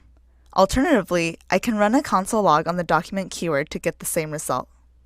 Let's start locating specific elements inside the document object using the query selector method. For example, I know this page contains 2 HTML paragraph elements. To access the first one, I type document.querySelector, then in single quotes inside of the parentheses, I type the letter P. When I press enter to run the command, it returns the first P element. I can then expand this to view the paragraph text contained within. This method can be used with other HTML elements such as the anchor tag. If I run the same command with the letter A, I get back the first anchor element on the page. There is a very similarly named JavaScript selector that allows me to get all the matches from a web page. It's the querySelectorAll method. To demonstrate this, I type document.querySelectorAll. Inside the parentheses, I pass the P letter as a string, and indeed I get back a result that shows that there are 2 paragraph tags on this page. Another useful JavaScript selector is getElementById, which can find objects in the DOM that match a specified HTML ID attribute. For example, let's say we want to find something on this page with the ID of heading. I type document.getElementById and then the string heading in parentheses. I press enter and notice that an h1 element is returned assigned with the HTML ID attribute value of heading. Next, let's use a similar method that returns an element based on a specified class name rather than ID. We can do this by calling document.getElementsByClassName. I type document.getElementsByClassName and then the string txt in parentheses. Again, I press enter and notice that 2 results are returned, the 2 paragraph tags containing the class name of txt. If you are a beginner on your journey with JavaScript, it is important to note that the word element is singular for ID and plural for class name. Additionally, suppose the element you are looking for cannot be found. In that case, you will be returned null for IDs and empty collection represented by square brackets for class names. In this video, you learned how to use JavaScript selectors to speed up the process of finding specific objects in a document. You might recall that scope relates to code accessibility. It determines which part of the code are accessible by different parts of the program. In this video, you will explore scoping in more detail and learn about two more scope types and how they work with the keywords var, let, and const.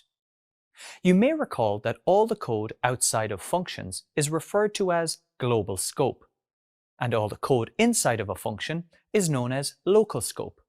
Local scope states that a variable is only accessible in the function where it is declared. In the ES5 version of JavaScript, only functions can build local scope. The ES6 version of JavaScript introduced a new variety of scope known as the block scope. Block scope states that a variable declared in a block of code is only accessible inside that block. All the other code outside of the code block cannot access it. Block scope is built when you declare variables using let or const. In other words, when you build variables with let or const, they become immediately scoped to the code block they were created in. The scope of these variables is contained within curly braces. For example, you can declare two separate variables with the same name if one is declared inside curly braces and the other is not. You can then only access these variables inside their scope. Before ES6, the only way to declare a variable in JavaScript was to use the var keyword. The var keyword is very lenient. Let's outline some characteristics of variables that are declared with var. First, you can use it in your code even before it is declared. Also, you can redeclare the same variable when you use var.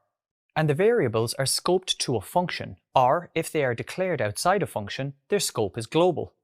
With ES6, the suggested way to declare variables is to use the let or const keywords.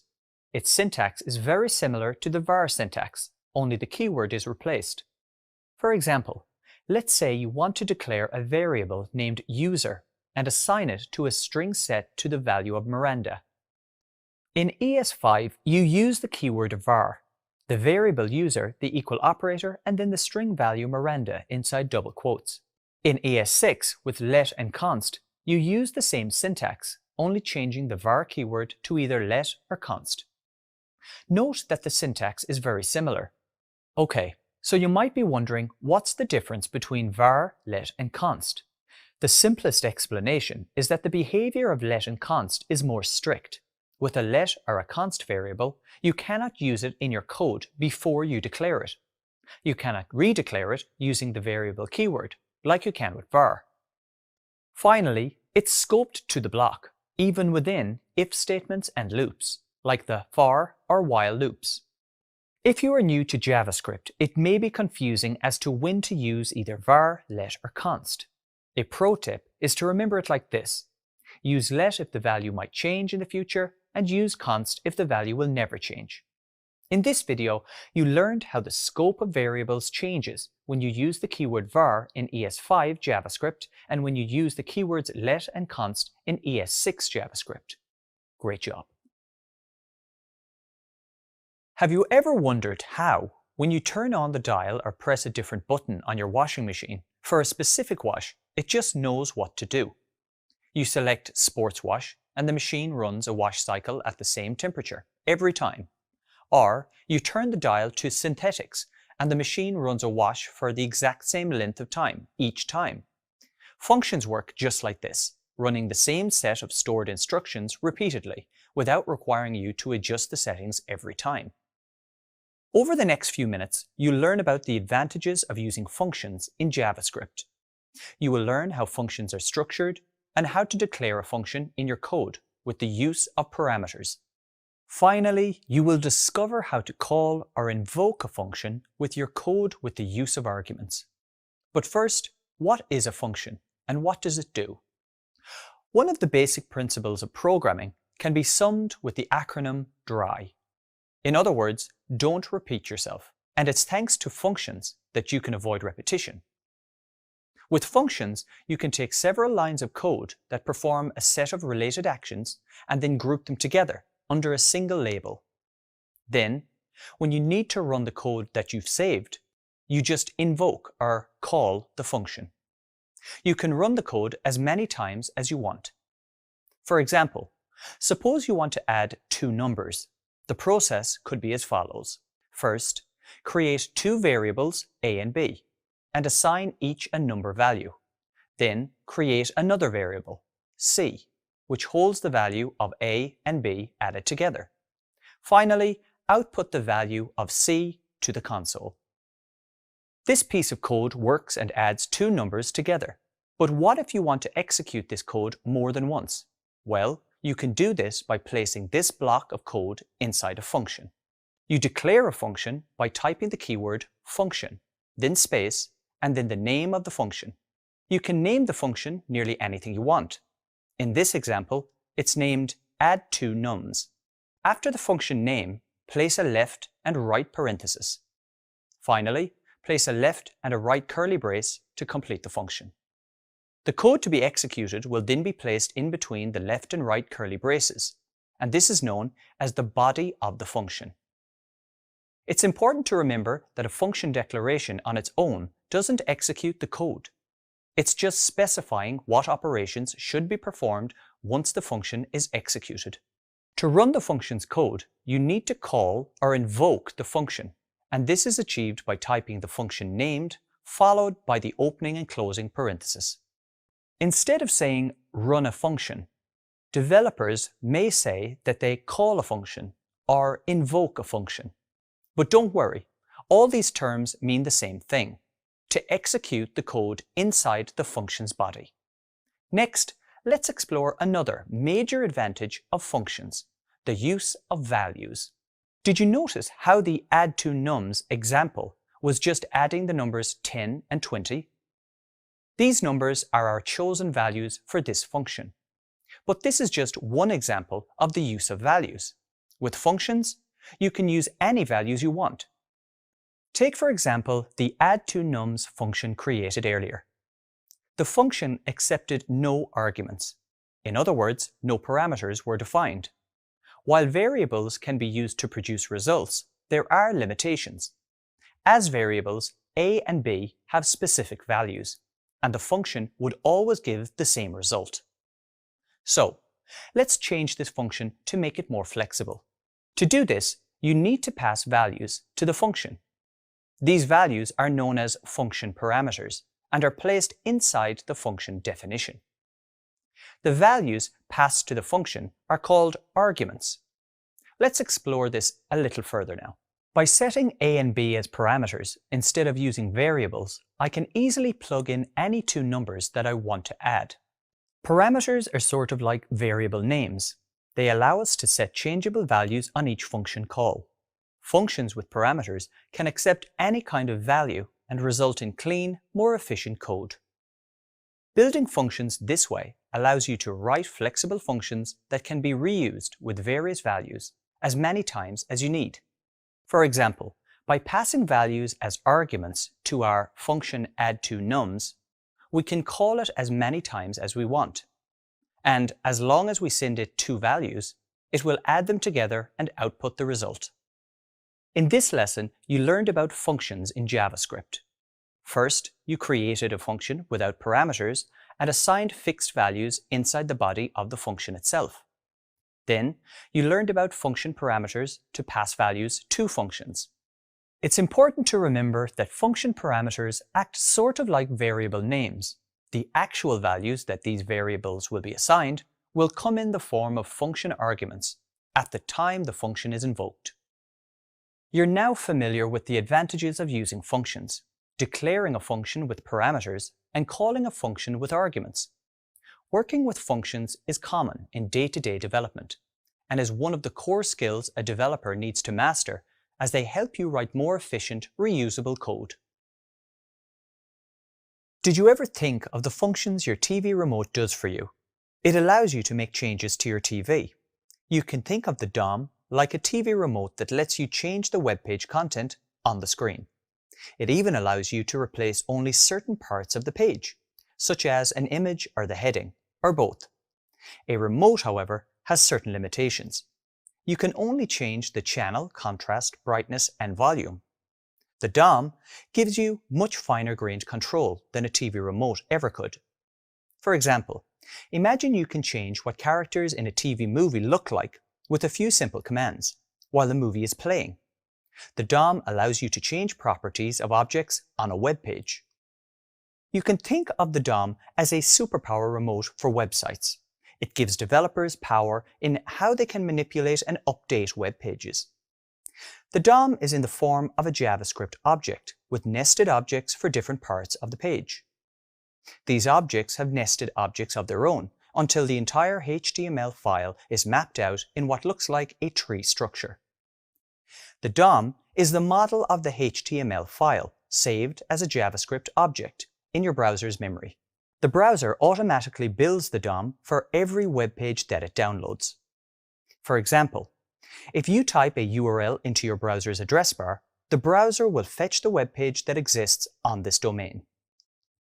If the browser connects to the server and it allows the browser to download the page, it will receive all the HTML code and save it in its memory. The browser will then show the downloaded page. It will also build that web page's DOM, a model of the HTML document your browser has just downloaded. As a developer, you can interact with the page's DOM to make changes to the web page. To interact with the DOM, you can use the Elements tab inside the browser's DevTools. You get to the DevTools by right-clicking anywhere in a browser window and then by clicking Inspect. The Elements tab allows you to interact with the DOM of the currently active web page using a graphical user interface, also known as a GUI. The browser also allows you to interact with the DOM using JavaScript. To do this, you should click the Console tab in the browser's DevTools. You can focus on the console panel by pressing the Escape key on your keyboard. Once done, you can start typing JavaScript commands to view and manipulate the DOM. This is similar to how you interact with the DOM using the Elements panel, only this time you're using code to do it. The entire DOM object is saved inside the document variable and accessible via the console. Now let me demonstrate how DOM manipulation works.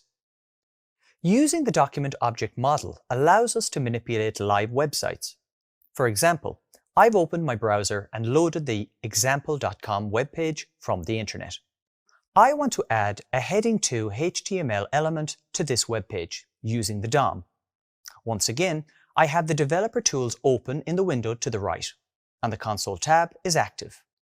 It's important to remember that any changes I make to the DOM are relative to my browser's local copy of the web page. I'm not updating the content of the live website, so don't worry, you are not going to break it. If I reload the web page, all changes I make to the DOM will be lost, as it will reset to the page that was downloaded from the server. Okay, so in order to create my heading 2, I need to update the document object.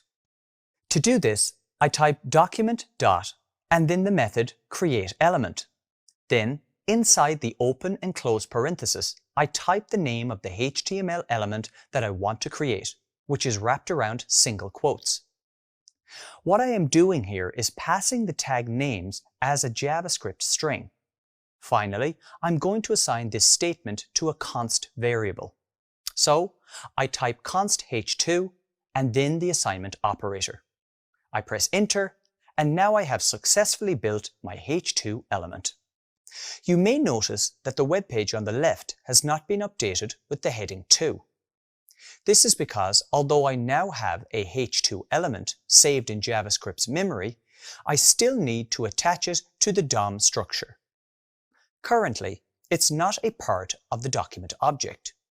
Additionally, my h2 element also needs some text.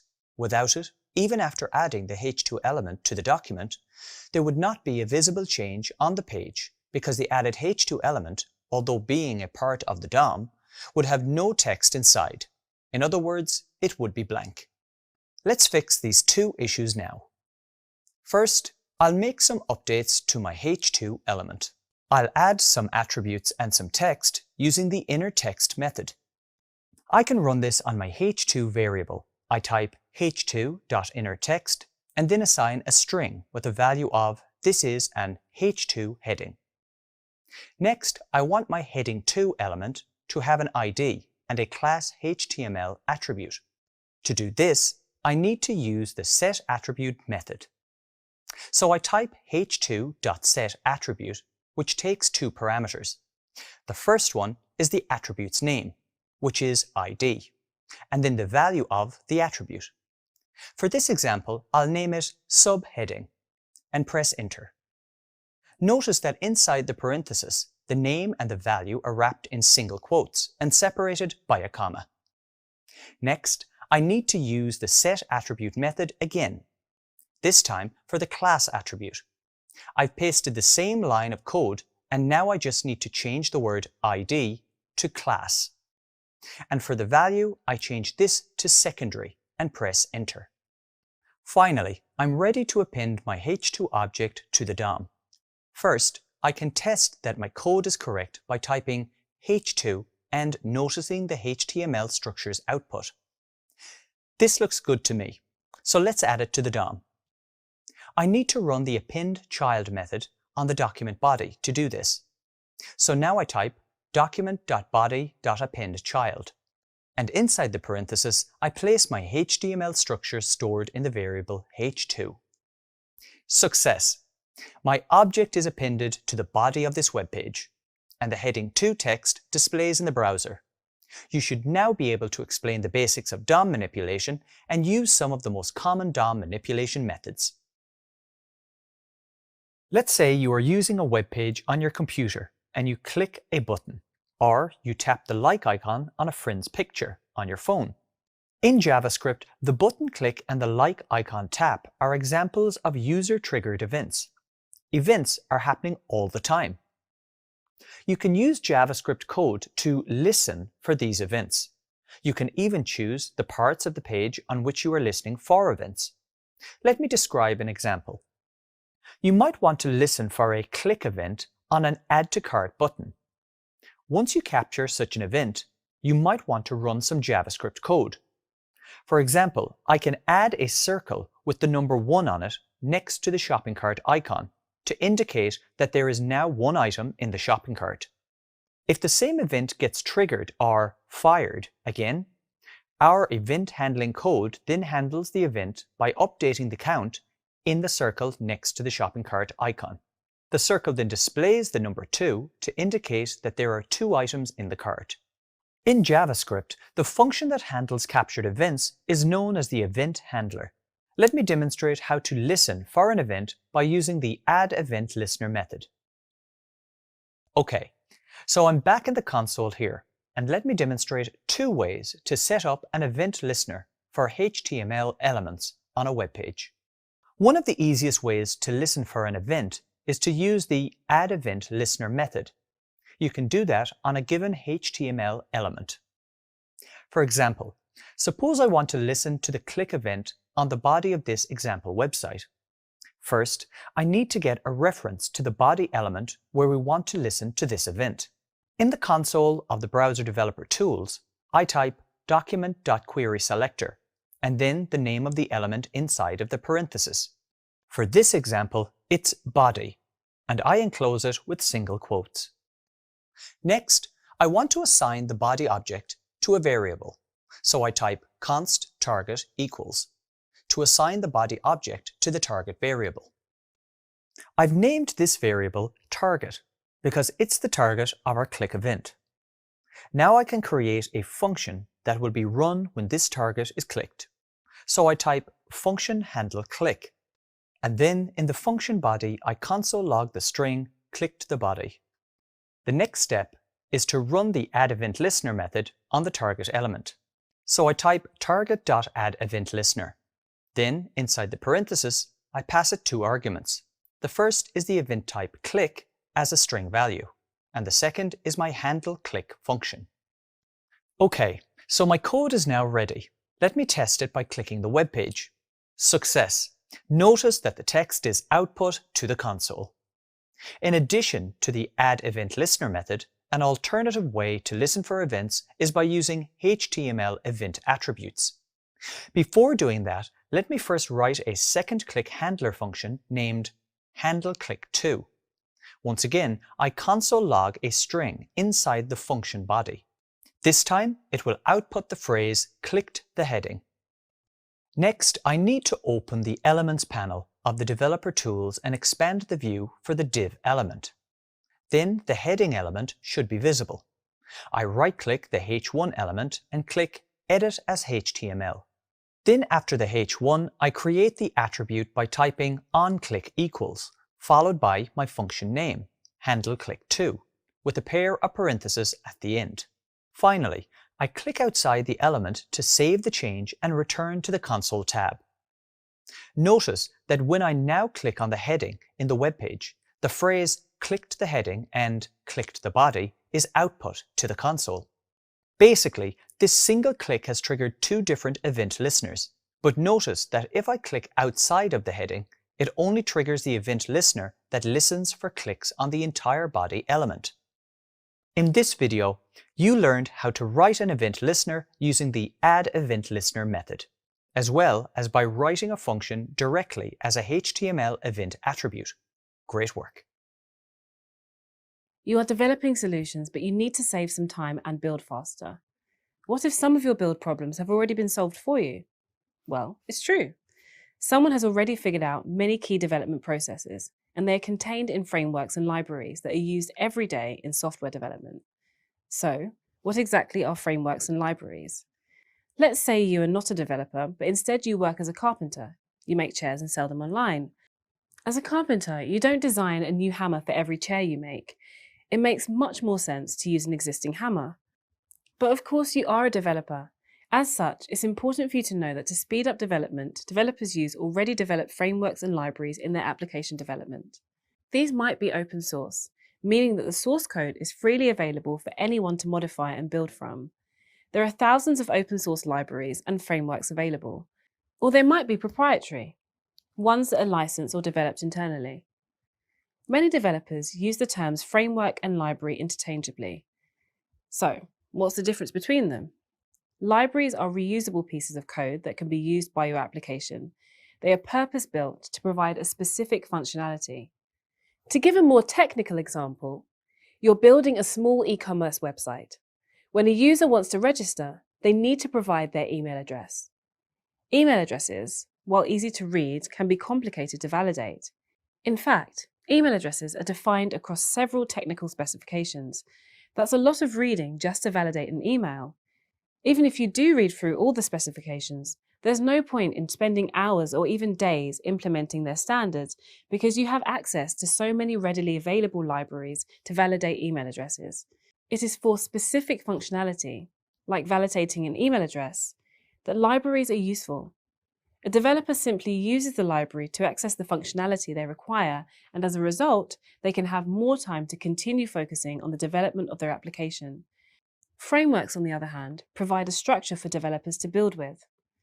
Consider this in the context of our carpenter analogy. As a carpenter, you create a lot of different chairs. Therefore, there would be a blueprint for each chair to speed up building them.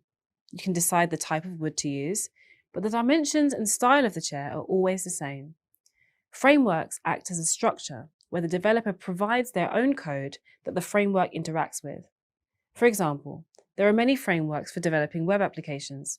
These frameworks handle functionality that is common to all web applications, such as receiving HTTP requests and sending HTTP responses. The developer then adds their own code that implements the functionality of the web application. For instance, with the e-commerce website example, a framework would handle receiving HTTP requests. The developer would implement code that processes the request and returns the response from which the framework would send a response over HTTP. Now, let's compare how the frameworks relate to libraries. Most frameworks use many libraries. The libraries that the framework uses can be used by your application. If you wish, your application can also use other libraries.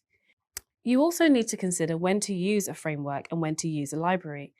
Frameworks are considered opinionated, and libraries are considered unopinionated. This is defined as the degree of freedom available to the developer to choose how to code a feature.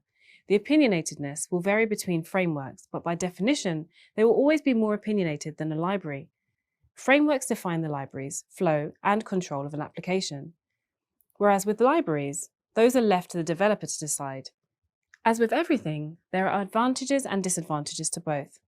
Frameworks are a great way to reduce development time and to enforce a structure on how code is written. They have many best practices already in place and contain most of what is needed to develop an application. However, sometimes you may find that the way you need to code something doesn't fit into the structure of the framework. Other times, you may find that some of the libraries the framework uses may conflict with a library that you are required to use and cause compatibility issues. If an application is built without a framework, the developer will need to decide on the set of libraries they wish to use to achieve the functionality they must deliver. They will also need to take care that the selected libraries can work together. The upside to this is that they can replace libraries as needed. For example, if a new, better library is released, the developer can replace the usage of the old library. This is much easier than replacing a framework. Frameworks and libraries give you the opportunity to reuse existing web app functions. This can result in faster development, fewer errors, and more time for you to spend on the essential features of your application. Instead of reinventing the wheel, you can use frameworks and libraries that are designed specifically to help your web app development processes. Well done! You've reached the end of this module about front-end technologies. You will certainly use this knowledge in your full-stack development career. Let's take a few moments to review what you've learned. You started by learning how HTML and CSS are used in the real world. HTML is a markup language used to create web pages, whereas CSS is a style sheet language that is used to describe the look and layout of a document written in HTML. In essence, the combination of HTML and CSS allows websites to adapt their design and layout based on the devices on which they're viewed. You also learned about semantic tags and how important it is to follow a structured approach to create a well-formed web page, like the basic structure of an HTML page, which includes the head and body. For a typical HTML page, the structure can be semantically described using the header, main, and footer semantic HTML tags. After semantic tags, you moved on to form submissions and how to use the GET and POST methods with specific action attributes to submit a form. You learned that form validation is a process that ensures that the data entered by users in a form is valid and conforms to the rules defined by the developer. And you now know that most websites use both client-side and server-side validation to provide immediate feedback to users, but also to protect against malicious data submissions and to ensure data integrity. You also learned about the different input types that are validated by the web browser on the client side and how to decide what type best suits your use case. After learning about HTML, you took a deep dive into CSS layouts, grids, and flexboxes in the next lesson. You started by learning about CSS web layout and units of measurement. Layouts are fundamental to designing a good web page because they divide a page into different sections, thereby making the viewport more presentable. You explored how to set up a basic flexbox and grid layout and applied what you learned by creating a custom layout using grids in an ungraded lab. Well done! Remember, there is no strict rule on choosing which layout to use. But in general, flexboxes are more suitable when you want to create flexible elements in smaller spaces, while grids are more suitable to large-scale layouts.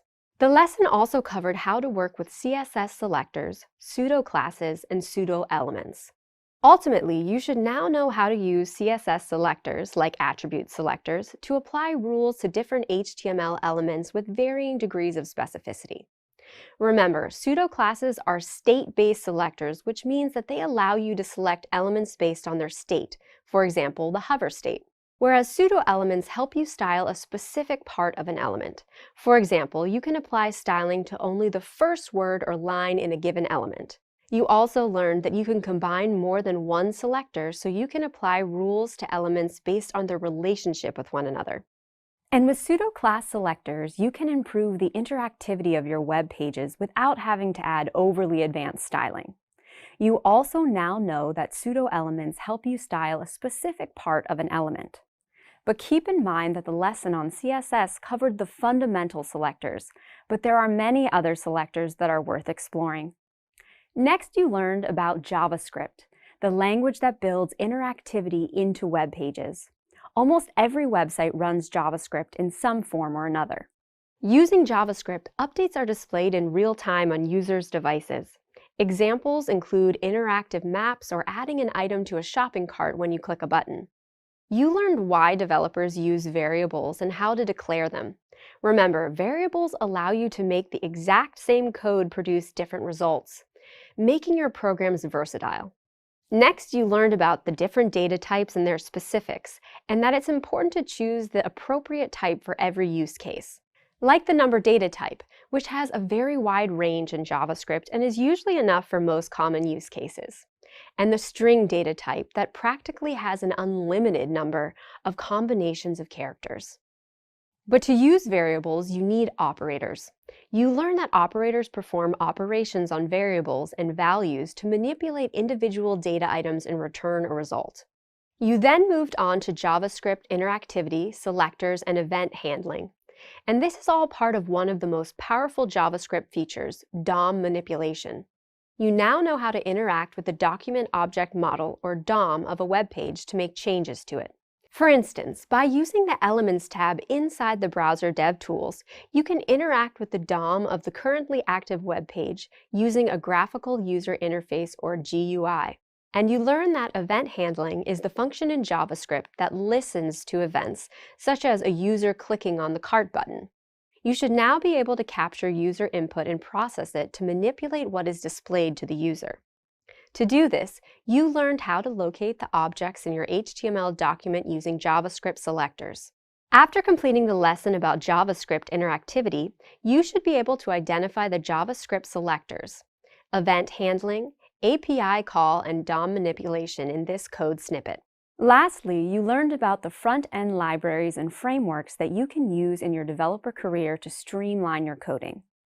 Congratulations! You now completed the front-end component of full-stack development. You are now ready to take on the module quiz. Remember that this module was just an introduction to front-end development. There is a lot more that you can learn about HTML, CSS, and JavaScript. Check out the Front-End Developer Program from Meta for courses that cover these languages in more depth. Well done! You've come really far with all the courses you've completed, but sometimes it can be difficult to remember everything. In this course, you'll be returning to some key concepts of Django. So let's recap what you've learned in the Django course to make sure that you're prepared for the rest of this course. First, you learned how Django is used in the real world. For example, the developers can create a back-end framework with Django that can connect to a front-end framework. And you learned about projects and applications, admin and structures, as well as what are web frameworks. Django encourages dry principles, or don't repeat yourself. In other words, write it once but use it many times. You learned about Django admin and manage.py commands as options for command line utility to perform administration tasks, and you learned how they are used in the creation of projects and apps. Furthermore, you now know that frameworks are designed to support you in building web applications because they provide you with a clean, ordered structure.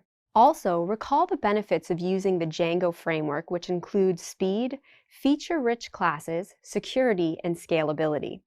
You also learned how Django implements the model, view, and template, or MVT architecture, and that splitting the data, logic, and display into M, V, and T rapidly creates large-scale, data-driven web applications. You then progressed to learn about the model part of the MVT framework. You learned about the concept of migrations and how to apply them using a best practice approach. You also explored how to use the QuerySet API to interact with the database. After that, you learned how to create a form and use the form API to bind data to objects and build model forms as well as HTML forms.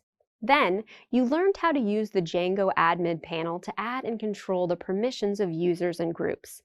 And you explored how to set up an external MySQL database for your Django app. Next, you moved on to learn about the view part of the MVT framework.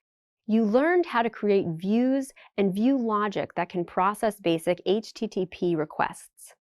You now know that the view handles web requests and returns web responses. And you learn how to create a view function and map it to a URL with a process called routing so that you can make the request response work. In addition, you should be able to perform other programming logic inside of view functions, such as processing and retrieving data from a database, transforming data, and rendering templates. You also explored the URL configuration file urls.py and learned why it exists. You know that the urls.py file is already present at the project level, and configuration can also be added at the app level. You learned about the HTTP request object and should be able to demonstrate how it can be used to map to URLs, map to common CRUD operations, and get information by calling the client. Next, you unpacked URL namespacing in views, which is how URLs can be mapped to a name and its subsequent view.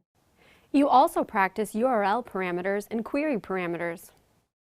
Then you learned about the different operations for using parameters in a web application, and you should be able to demonstrate how it relates to get, put, post, and delete operations. You also learned about regular expressions in URLs. Following this, you explored how to handle errors such as dealing with HTTP status responses and dealing with error responses from the server. You also explored how developers can simplify their views by using object-oriented techniques, such as the concept of inheritance to create views from inherited classes by using class-based views that can be reused across a project. You were introduced to the Django template language, or DTL for short, which consists of constructs such as variables, tags, filters, and comments. While working with templates, you also explored variable interpolation, and you should now be able to create dynamic templates in Django and map model objects to the template. Next, you explored template inheritance, where you learned how to split out content into individual components and reuse the segments. You learned that template inheritance uses two main tags, the include and the extends tag, which allows you to replace blocks or content from a parent template. Finally, you learned about debugging and testing. You learned that debugging is about removing an application's errors and bugs, and testing considers metrics for quality, reliability, and performance. And you now know that Django has a distinct debugger that appears in the form of a yellow page error. Recall the debugger equals true flag. You also know that every language and framework have many testing options that work well in Django. A popular method is unit testing, which you can use to isolate a function, class, or method and only test that piece of code. Finally, in Django, the unit test module uses a class-based approach where you add the tests inside a class that inherits a class called testcase from the Django test package. You really worked hard in the Django course and covered a lot of ground. If there's anything in the recap that you feel unsure about, please review the relevant material from the Django course so that you feel confident and ready for the activities that come later when you use your Django coding skills. Think about all the communication that happens between the different parts of an application, like, for example, making a booking on a restaurant website for a specific date and time. That communication is made possible by APIs. You completed a course on APIs, but a refresher will help you with the upcoming sections of this full stack course. Let's begin. If you think back to the beginning of the API course, you'll remember that you started off with what HTTP and HTTPS are, and that HTTPS is better because data is encrypted on the client and server side. You also learned how HTTP communication requires a client requesting information and a server that responds to the request and serves the content. And you learned about the HTTP methods used to make API calls to instruct the backend code how to deal with the resources, as well as the HTTP status codes that give more information to the client about current HTTP requests. Following this, you learned about RESTfulness, naming conventions, and essential tools for API development. Remember, well-designed endpoint also conveys valuable information about its purpose, which is helpful for developers and the project itself in the long run.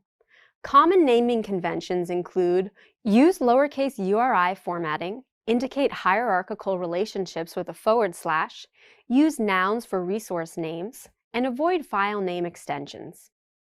You learned how to test your APIs with Insomnia, a powerful REST API client that's free. with cross-platform versions and a very user-friendly interface. Next, you cover the principles of API development. This included REST best practices, security, authentication, authorization, and access control. You also learned about how to organize your own projects, as well as about XML and JSON response types. And by now you know that creating an API isn't enough. You also have to know how to debug it. And that's why you learned how to debug Python scripts from VS Code using the built-in debugging tools. You also learned how to integrate the Django debugging toolbar in your project to debug your APIs. You learned that API mocking is a great way to imitate a real API endpoint. These mock APIs are used to test and develop applications because they provide you with a similar response you'd get from a real API endpoint. Next up was the Django REST framework and how you can use it to create APIs, serialize your database models, and convert, validate, and render data. DRF is a Django utility app that bridges your regular Django app, the Django framework, and the Object Relational Mapping or ORM library, which communicates with the database. Just some of the DRF benefits are that you have a built-in API viewer at your disposal. You can use human-readable HTTP status codes, and the most popular feature in DRF, serializers. They are essential for converting objects and Django models into a more readable format like JSON or XML. And what's more, the serializers can also perform deserialization, which you can use to convert user-supplied data into models to store them safely in a database, like parsing JSON data and mapping it into an existing model. And you learned about different types of routers in DRF, how to auto-configure the URLs from class-based views, and create function and class-based views. You learned about the advantages of class-based views, like how you don't have to write as much code, that there's less code duplication, and you can extend the classes and add features at any time. And you learned about the built-in renderer object in DRF and how to use it to display different types of content. Next, you were introduced to the concepts of filtering, ordering, searching, and paginating. This included learning that filtering is used to allow client applications to get access to specific data via your APIs, and that it is usually performed by passing query strings. And you learned how to order API results in both ascending and descending order, as well as how to perform multiple ordering. Next, you learned how to paginate your restaurant menu items by specifying how many items you want to display per page. Developers use pagination to chunk results. Client applications can then decide the page number and how many records they want per page.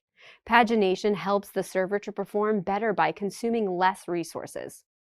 You learned about caching too, another way to optimize overall performance by serving saved results instead of creating a fresh one every time it is requested.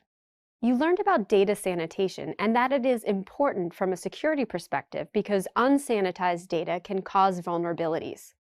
You learned that API security is crucial because they give third-party clients access to your databases. You learned how to build token-based authentication in DRF by creating a simple registration and login API that used the generated tokens to authenticate API calls. But remember, relying only on authentication checks will not be sufficient to protect your data. You must also create and check privileges, like if the authenticated user has the authorization to perform this action. Access control is all about setting roles and privileges for users to make sure only the right users have access to data. And that's why you learned how to create different user roles in DRF. You also learned about the Djoser library and what the benefits are of using this library over DRF's built-in authentication system. You now know about new authentication endpoints introduced by the Djoser library for the registration and sign-in process. When it comes to security, another way you can keep your API secure is to use a signed URL to limit access to a resource for a specific period of time. Another important topic that we covered is how to set up API throttling. Using the two throttling classes in DRF, you can control how often APIs can be accessed in a certain amount of time by unauthenticated and authenticated users. And that's it. Conceptually, APIs may only make up a small segment of full stack, but it's like a bridge that connects the different components of an application together and integrates it into a single unit. And that's why it's important that your API knowledge is up to date. So if there's anything you think you should revise, please return to the API course material before proceeding with this course. Databases are a central component of any web application. The ability to provide persistent data is the key for applications to perform, create, read, update, and delete operations. While building a full-stack application, the databases can either be relational or non-relational. However, relational databases such as PostgreSQL and MySQL are more commonly used than non-relational databases such as MongoDB and Neo4j, as they provide something called a referential identity. In other words, they ensure consistency and accuracy of data with the help of keys present for records in a table and constraints that define the rules for them. In this video, you will briefly review what you know about databases, and specifically MySQL. Django supports the use of many databases with minimal configuration. These include PostgreSQL, MariaDB, MySQL, Oracle, and SQLite. Among these, PostgreSQL and MySQL are the most commonly used. Django has features to support each database that make it easy to connect and work with. It provides a generic way to access the different types of databases, and a connection to a database is established by knowing the type of database. When creating a Django project, the default configuration uses a SQLite database that requires no additional installation. It is automatically set inside the settings.py file. This means that you can directly start working with the database immediately.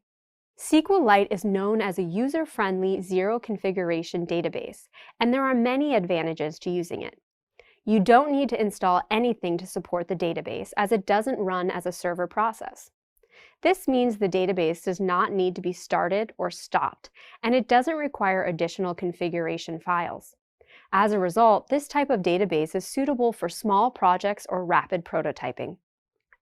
But there may be occasions where a more scalable, robust database is needed. For example, when moving from a development to a production environment. The SQLite database has a lot of limitations. It is serverless and doesn't have a user management system. MySQL, on the other hand, can be an alternative to SQLite. MySQL has advantages such as being an open source database. It also has a lot of other advantages over SQLite, such as scalability and authentication. To connect to a MySQL database, you need to provide the address where the database is running, the port number, and the database name you wish to connect to. There are a few steps that should be followed for using MySQL with Django. These include setting up MySQL on a local machine, installing the MySQL DB API driver, updating MySQL settings inside Django, and setting up database tables. Let's briefly explore these steps. To install the MySQL server, download the installer appropriate for your operating system. The download link can be found in the additional resources at the end of this lesson. Start the MySQL command line client with the following command: MySQL-u root -p. -u is the flag for the username root, and -p is the flag for password. You will then be prompted to enter the password set at the time of installation. In the command terminal, you will get the MySQL prompt. You can now enter any SQL statement in it. Start by creating a database with the following command: create database my_database. Then enter the next command, show databases, which will show the list of currently available databases. Next, you also need a database driver, which is responsible for mapping all the models and translating Python queries into SQL instructions via the model. There are a number of Python drivers available for MySQL. Django recommends that the MySQL API driver package MySQL client is used. To use MySQL, the driver or connector MySQL client needs to be installed. When you connect to a database, the connection opens on each request, and it's kept open for a specified amount of time. The connection is controlled by the conmaxAge parameter and represents a certain time before the connection is automatically closed. To establish a connection with a Django project, you must configure parameters under the Databases option of the settings.py file. By default, the configuration is for SQLite. You can also use an options file for MySQL to store the database connection credentials. You will learn more about it later in this lesson. The credentials can include the database name, username, and password, and are stored in a separate configuration file. Inside the settings.py file, the MySQL connection reference looks for the connection file in the directory etc/MySQL. And notice that this is not within the Django project. This is a deliberate security measure. You should note that the settings can also be updated directly in a Django settings.py file, but it is not recommended to be done in the production environment. While Django creates all the tables based on the models you have from the migration scripts, the initial setup requires you to manually create the database. Creating a database requires a connection to the database itself and sufficient permissions for authentication and authorization. It's important to remember that you must keep the database secure by assigning security roles and using strong usernames and passwords. As a developer, you need to be aware of potential security risks, and one significant risk is the security of the credentials of your database. Allowing someone to know or access the username and password of your database can have major consequences. You might find it hard to gauge the advanced functionalities available in Django while using databases. However, the use of Django with MySQL in a full-stack application is a well-accepted industry standard. The ease of scalability and configuration options available make it a good match while building robust and secure applications in full stack. MySQL is one of the world's most popular and widely used database engines. It's open source, very performant, and works with both small and larger scale web applications. In this video, you'll learn how to use MySQL as the back-end database engine for your Django project. Open the terminal and come to your Django project directory. If you are using pipenv, activate the virtual environment using the pipenv shell.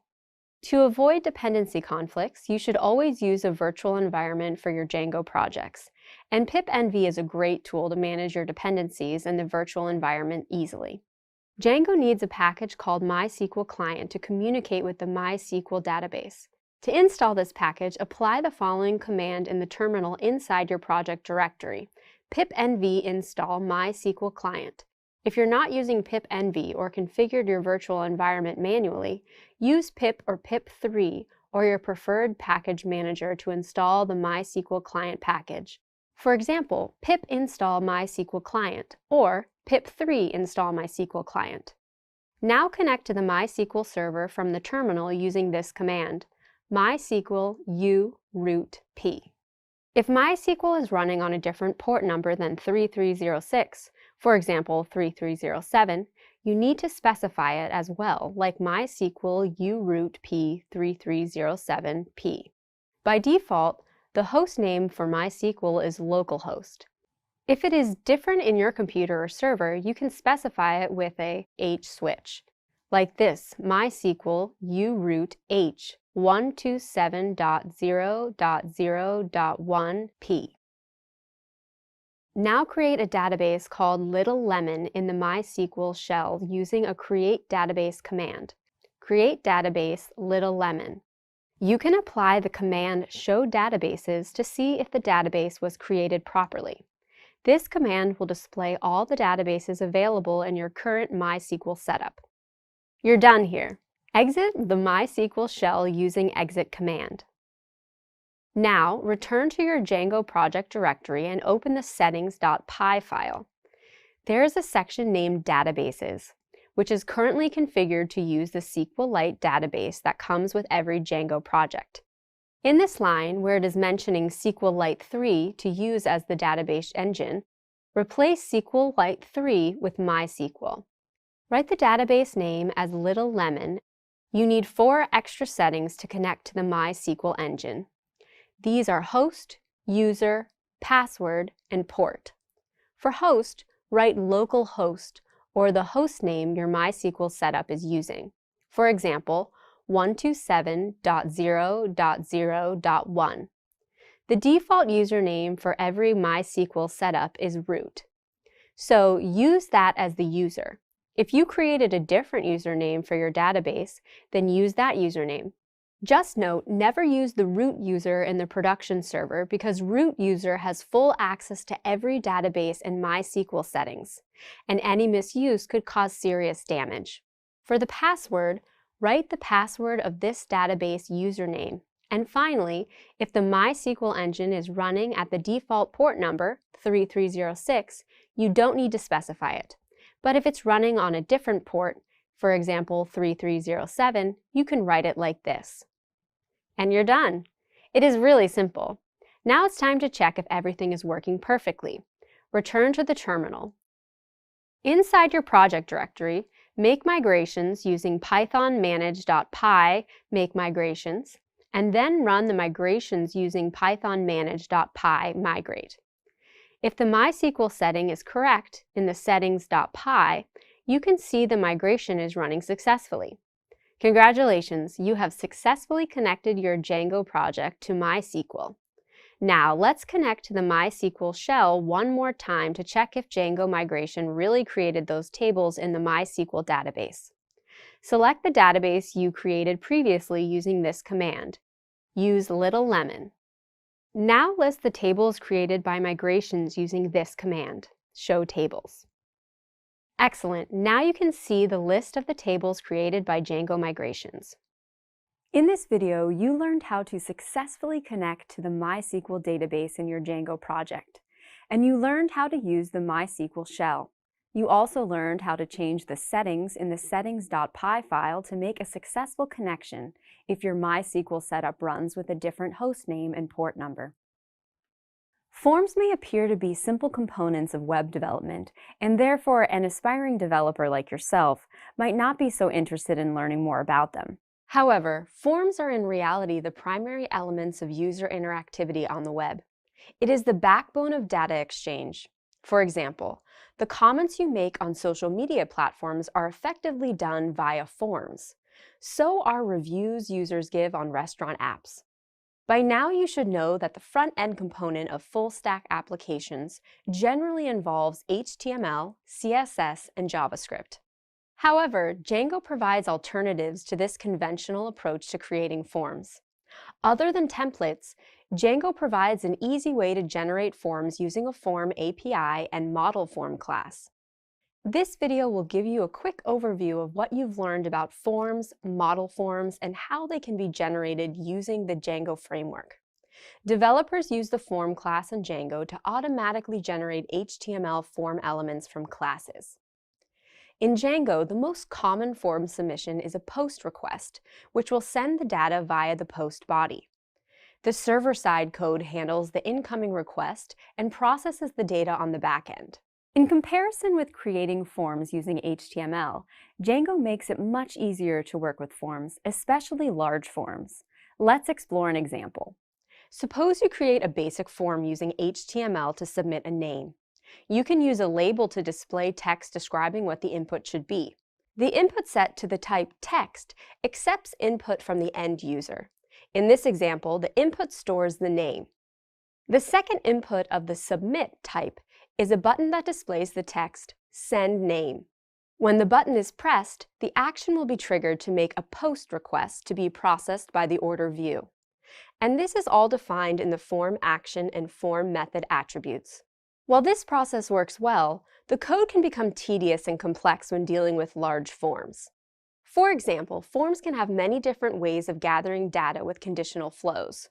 Also, designing forms in this way can lead to errors because each form element's name or ID attribute needs to match what the back-end code expects. To assist developers with form creation and processing, Django uses a form class. In this class, you can define all the expected attributes that will be passed down in the request. This means you can use a form class to represent the expected attributes and render the form elements in HTML. For example, the submit name form can be represented by creating a class. Let's step through this code line by line. First, you create a class called nameForm, which accepts a parameter of forms.form. This is essentially what is being passed in the form itself. Next, you create a variable called yourname, which is assigned forms.char field to represent the HTML input element. Notice that you also can set some validation by setting the attribute max length value to 100. Finally, when the name form class is rendered, it's rendered to a view containing the HTML form code.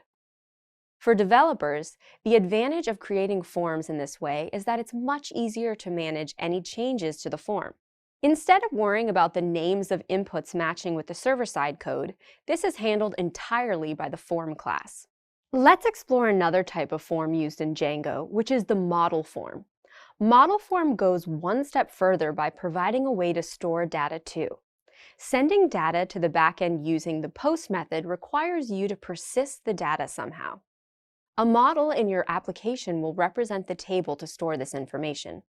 So the model itself can then directly be converted into a Django form. The process of creating a model form, a special class in Django, is similar to that of separately creating a model and a form. Model form provides a means to save received data as a response directly to the database. There are three main processes involved when creating a model form: creating a model form, and configuring the view for processing form data. Let's take an example. Say you want to create a logging form for the employees of the Little Lemon restaurant to log their work hours. Let's say you created a model called logger and passed the models.model argument to it. The class will consist of three attributes: first name and last name that have form fields set to char field, and a third attribute called timelog, which has time field as its form field. Each of these attributes corresponds to an HTML element in the form. By convention, the user-defined form classes are stored in a forms.py file in the apps package folder. Inside the form class, its attributes, and methods in the Django.forms module are used as a base for a user-defined form design. Let's examine the form closer. The logger model is converted into a form by the Django model form class. You import the model you want to bind with your form. Next, you create an instance of that form passing the models.model form as an argument. Finally, you add implementation details for it using a meta class. Note that instead of having separate classes for form and model, you have just one that inherits the model form and implements it. Since data exchange via a form involves sending form data back as a response, you also need to add some implementation details about the post method inside the view. Let's now examine how you can do this. In the view called FormView, an instance called FormOfTheLogForm class is created. When a post request with values passes validation, these values are saved to the log form.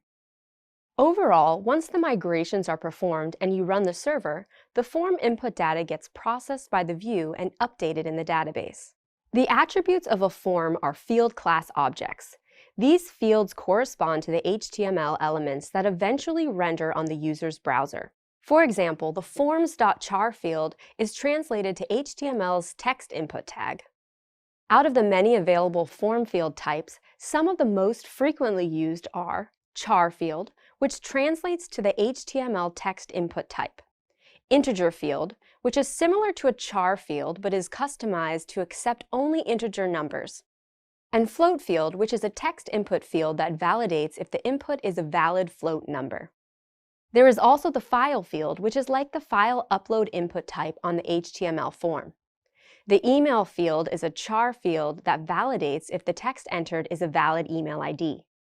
And lastly, the choice field is used to emulate an HTML form select element. While building forms may be a relatively simple process, there are several different options and coding languages that can be used to create them. Selecting the appropriate type of form is important for both the user experience and efficient data processing. JavaScript, as you have learned, is a scripting language that dynamically updates data, multimedia, and other components on a website. While you can use JavaScript and Django in an infinite number of ways to develop a full-stack application, developers primarily follow one of two major approaches: client-first or server-first. In client-first architecture, front-end is the highest priority. When following this architecture, you first build applications using JavaScript and other frameworks such as React and processes such as templating and URL routing. Django is then later used primarily for coding the interaction with the database and utilizing utility apps such as the DRF. On the other hand, with server-first architecture, you start by building the components of an application using Django APIs before you work with the front end. Fortunately, Django makes it possible to add JavaScript components inside HTML templates. The missing gaps can then be filled using JavaScript, Ajax, and simple event handling mechanisms to build a solid foundation for web applications. A backend developer will prefer taking a server-first approach. While there are several supportive libraries for JavaScript, you can build a simple form by just using the native JavaScript functionalities. This video will demonstrate how to use JavaScript inside a Django application to process a form. By now you should know that the comments users add on websites are effectively done using a form. So this example will walk you through the steps to create a comment section for the Little Lemon food blog following the server-first approach. Let's briefly outline what the process will involve. The form will be updated by an API endpoint, which uses a post method to send a request to the Django view. The entered user data, or comment, is then added to a MySQL database, which was created earlier using models in Django. So, using the DOM event type in JavaScript called addEventListener and fetch API in JavaScript, you make a post request to the form's action URL before converting it into JSON data and sending it to the database. Let's get started. You have created your Django project and app and configured the URLs. Additionally, you have already updated database settings for MySQL inside the settings.py file with blog_db as your database name. You have set the username and password to root for simplicity. It is not good practice to assign them the root value in production environments. Next, let's open the models.py file. The model user comments consists of 3 attributes: the first and last names and comment with char field as their form field. Next, go to forms.py file to create a model form called comment form from the user comments model. This will be the form you'll use in your Django template. Then go to the views.py file and add the required imports, such as the model, model form, and JSON response class. Now create the view function called formView and pass the request object as an argument. You're going to use this view function for 2 things: rendering and processing the form data, and then sending it to your model. First, create a form object from the comment form model form. Create a condition so that it updates the form object with its contents if the request method is post. In other words, the form data that the user has entered. If the form data is in a valid format, you create a new variable called CD that is assigned the result of a clean data function on the form object. Clean data is a form function in Django that helps with data normalization. Now you need to send this data to the user comments model. Do this by creating an object variable called UC and assign it the user comments model class. Individually assign the values that you received from the post method to the attributes in the model. Finally, call the save function on the UC object to update the model data. To complete the code of the view, return the render function from it and pass the arguments request blog.html and the form data as a dictionary. Note that the dictionary object that was passed will be used to render the model form in the template. Moving on, create a template called blog.html inside the app, matching the name you have passed inside the render function. Open the file and make sure the basic HTML tags such as title and heading are updated. Next, add the form that you passed using render function inside the template. Use the Django template language as a paragraph denoted by dot as _p, which must be added inside the HTML form tag. Now create an HTML script tag to add the JavaScript functionality. Create a constant called form and assign the getElementById function with form passed inside it. This helps access the specific form element from the HTML code. Next, add an event listener function called addEventListener and pass a function inside it called submitHandler. SubmitHandler is where you'll be adding the form handling mechanism next. First, add a failsafe mechanism by calling the preventDefault function. Call the fetch function and pass some arguments inside it. This line makes a post request to the form's action URL. The dot that follows is a promise made by the fetch function that represents an eventual completion of an operation that may be asynchronous. Inside it, pass the response object that is first converted into JSON. In the next dot, then function, the JSON data gets processed. If the processing is completed, JavaScript will send a successful submission alert. Finally, add a line to reset the form after submission. Close the HTML and body tags to complete the code and save the file. To keep the alert in sync with the code in Django, open the view.py file once again and return a JSON response class that will post the success message. Let's save this file again and perform the migrations. Note that the user comments model created from the model will also render as a form. Time to test it. Add a command to run the server and go to the specified URL by adding the suffix quotation mark /blog closed quotation mark to the code. Notice the form that you have created contains the first and last name and a text field for adding a comment. Enter some details and press the Submit button. When you press the Submit button, notice how JavaScript sends a text alert displaying success. Let's close this alert and add another comment. Let's review what's happening. The couple of entries you have added will be updated in a table called MyAppUserComments inside the book DB MySQL database. And that's it. Now you know how JavaScript, with the help of functionalities such as Fetch API and Event Handler, can be used for updating form data without refreshing web pages inside a Django project. You've come to the end of another module, and you've done a great job so far.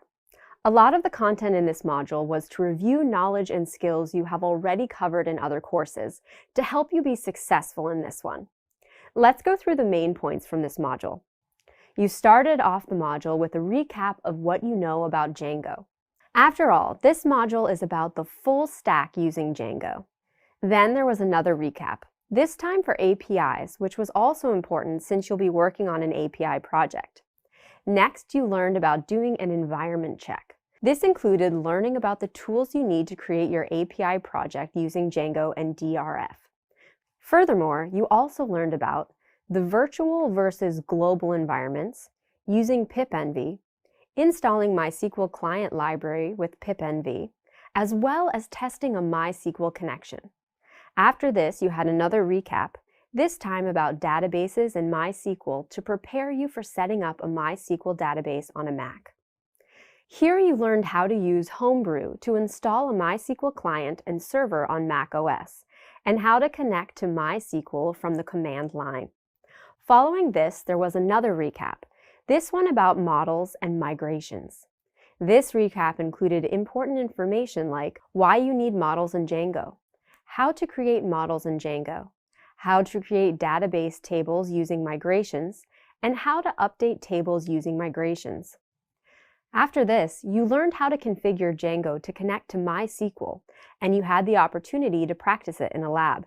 At the start of the final lesson of the module, you reviewed what you know about forms and model forms. This is an important topic since forms are the backbone of data exchange, and you can create both forms and model forms using the Django framework. In fact, Django makes it easy with a form class to create and process forms. And what's more, model form provides a way to store data too. Remember that there are 3 processes involved when creating a model form: creating a model form, and configuring the view for processing form data. In the video, Fetching Data Using JavaScript, you learned how to use native JavaScript functionalities to update a form inside a Django project. JavaScript helps you process simple forms and takes care of the preliminary requirements in templating with the help of libraries such as Bootstrap.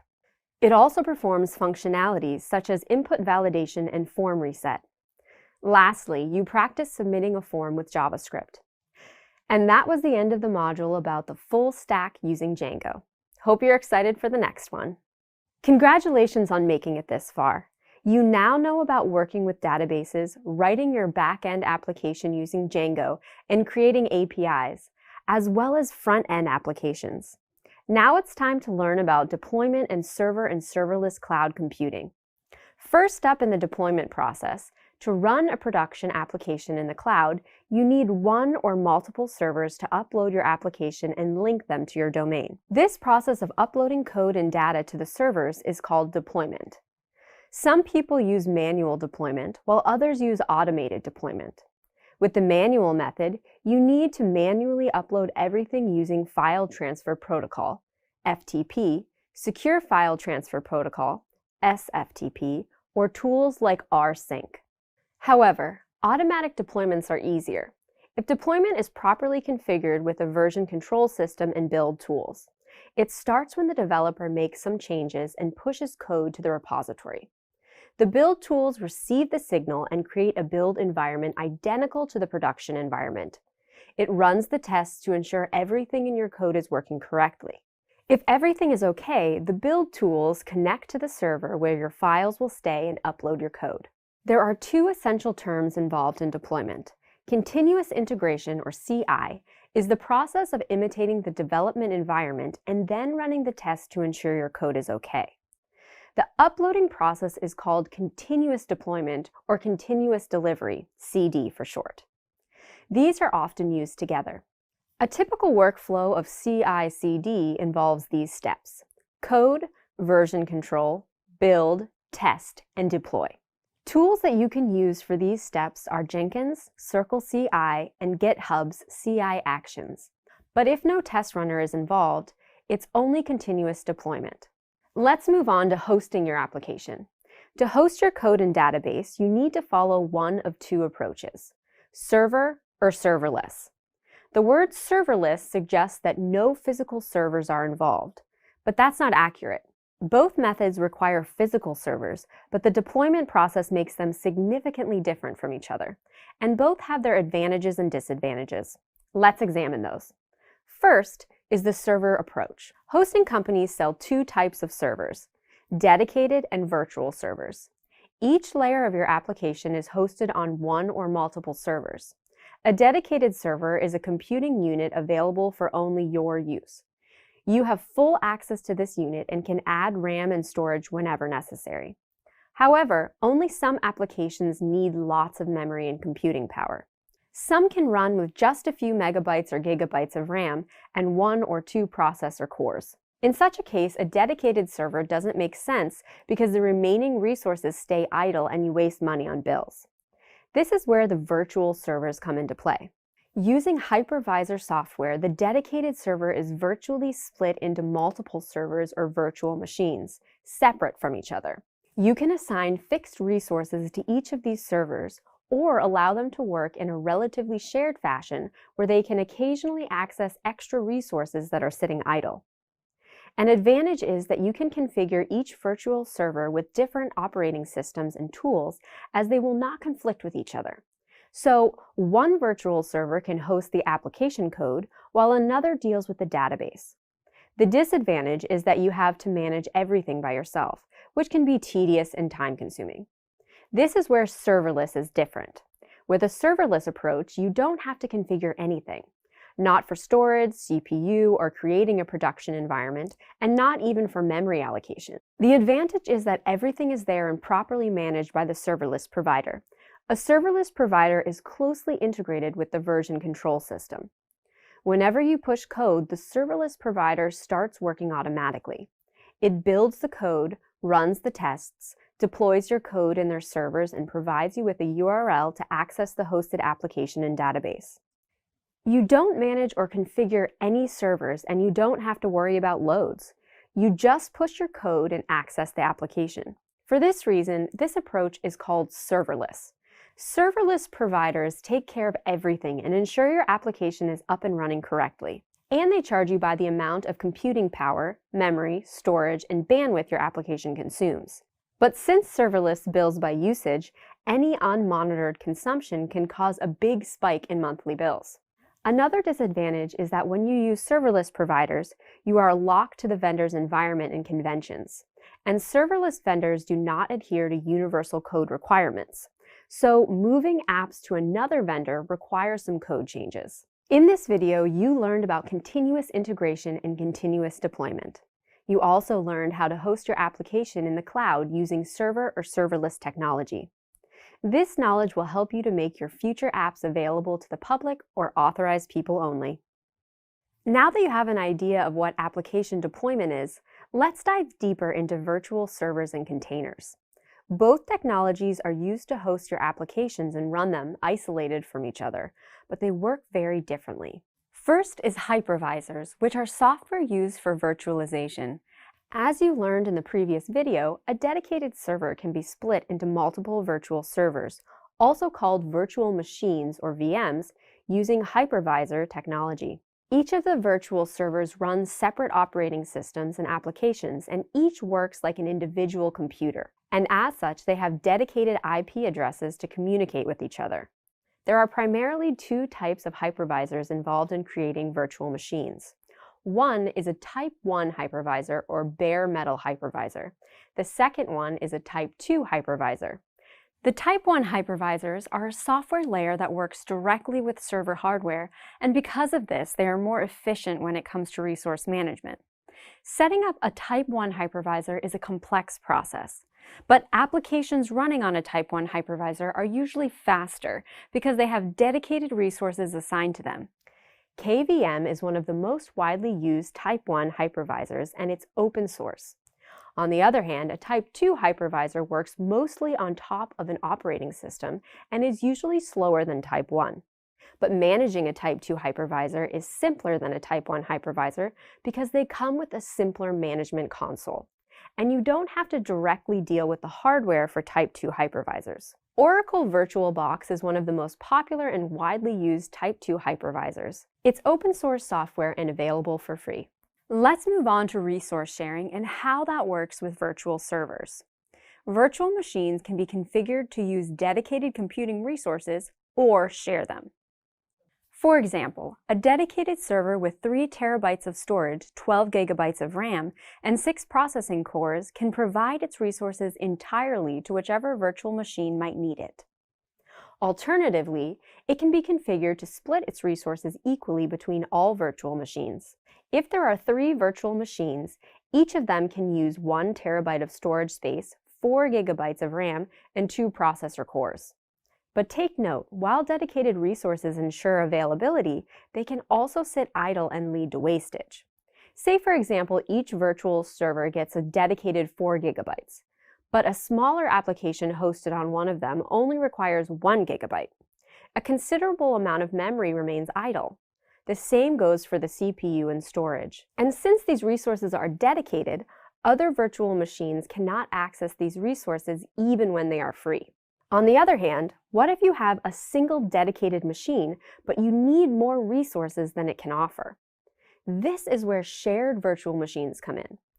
They can use the resources assigned to them, and they can also use extra resources from shared machines when it's available. However, such usage is monitored, and continuous overusage is considered abuse, and it can lead to termination of the server if it's happening with a public provider. Now let's move on to containerization. It takes time to set up and configure whether a Type 1 or Type 2 hypervisor is used, and you also need to install an operating system on a virtual machine. What if you can remove hardware and the operating system from the equation and focus only on your application and its dependencies? This undoubtedly makes things easier, and you can spend more time on development. That's what containerization is for. Containerization technologies help you pack your application and their dependencies into container image files. This enables you to run them as containers using a container engine, regardless of the operating systems or hardware. A container can pack single or multiple applications with all dependencies, or you can distribute your applications across multiple containers and configure them to correctly work together using a container engine like Docker. For efficient management, you should keep your containers lean and stick to one process or application per container. Since container engines abstract the operating system layer and containers don't run their own operating system, They are smaller in size, run faster, and are more manageable than virtual machines. Containers are also very portable and you can deploy them quickly. Docker is one of the most popular and widely used container engines, and it's available for free. There are a few terms you need to know about when dealing with containers like pod, cluster, and node. Let's explore the meaning of these and other terms. When a group of tightly coupled containers share the same resource and work together to solve a particular problem, it's called a pod. And a physical or virtual machine that runs one or multiple pods is called a node. Whereas multiple pods and multiple nodes, which could be related to each other or work completely independently, are called a cluster. Finally, there's the management, deployment, networking, and scaling of these containers, known as container orchestration. Kubernetes, or K8s, is one of the most popular and widely used container orchestration solutions used by developers worldwide. Hosting your application can be challenging. In this video, you learned about technologies used to host your application in the cloud. You learned about different virtualization tools to create virtual servers or machines. You also learned about containers, which can pack your application and all its dependencies together. And finally, you learned some key terms used in the world of containerization. You are now well placed to successfully host your applications in the cloud. Cloud computing is an on-demand solution that hosts applications on the internet and makes them accessible to everyone. It also enables people to use the computing resources hosted by a cloud provider and generate solutions quickly. In this video, you'll learn more about cloud computing. Imagine you create an application that takes a single computer 8 hours to process. That's a long time. To save some time, you can either purchase a more powerful computer, or you can purchase more than one computer and distribute the task across multiple computers to solve it even quicker. But what will happen after the solution is generated? Most likely, the computers will sit idle until you need them again. This kind of expense can be very unrealistic, and you can avoid it by leveraging cloud computing. That's because you can use the computing units in a cloud provider on demand. You use them for a specified amount of time, and you only have to pay for what you use. This way, you can use extremely powerful computers with the latest CPUs, GPUs, massive memory, and storage without needing to purchase physical computers that are very expensive. Cloud computing providers offer different computing resources that can be used to host applications or solve a problem on demand. There are different types of cloud infrastructure that are used to deal with different kinds of problems. Let's examine 3 of them. First is the public cloud, which is for everyone. You can create an account and start using the service anytime. This cloud infrastructure works in a pay-as-you-go style. The public cloud providers host the servers and create and maintain the network. You can use these computing resources anytime and discard them when your work is done. You will only be charged for what you use. There are several benefits to using the public cloud. Since these are mostly managed services, you can spend more time creating and running your application. It also has on-demand pricing and quick availability. And another benefit is scalability. You can quickly add a computing unit or node to your infrastructure to balance the loads. Some cloud providers even support auto-scaling. This means they will automatically deploy extra nodes when the traffic spikes and then remove these nodes under average load. Starting an application on the public cloud can be cheap. However, as your usage grows, it can become expensive over time. Second is the private cloud. Unlike public clouds, which are accessible to everyone, private clouds are not.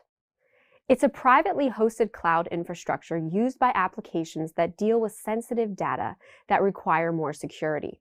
A private cloud ensures that only authorized people can access the system.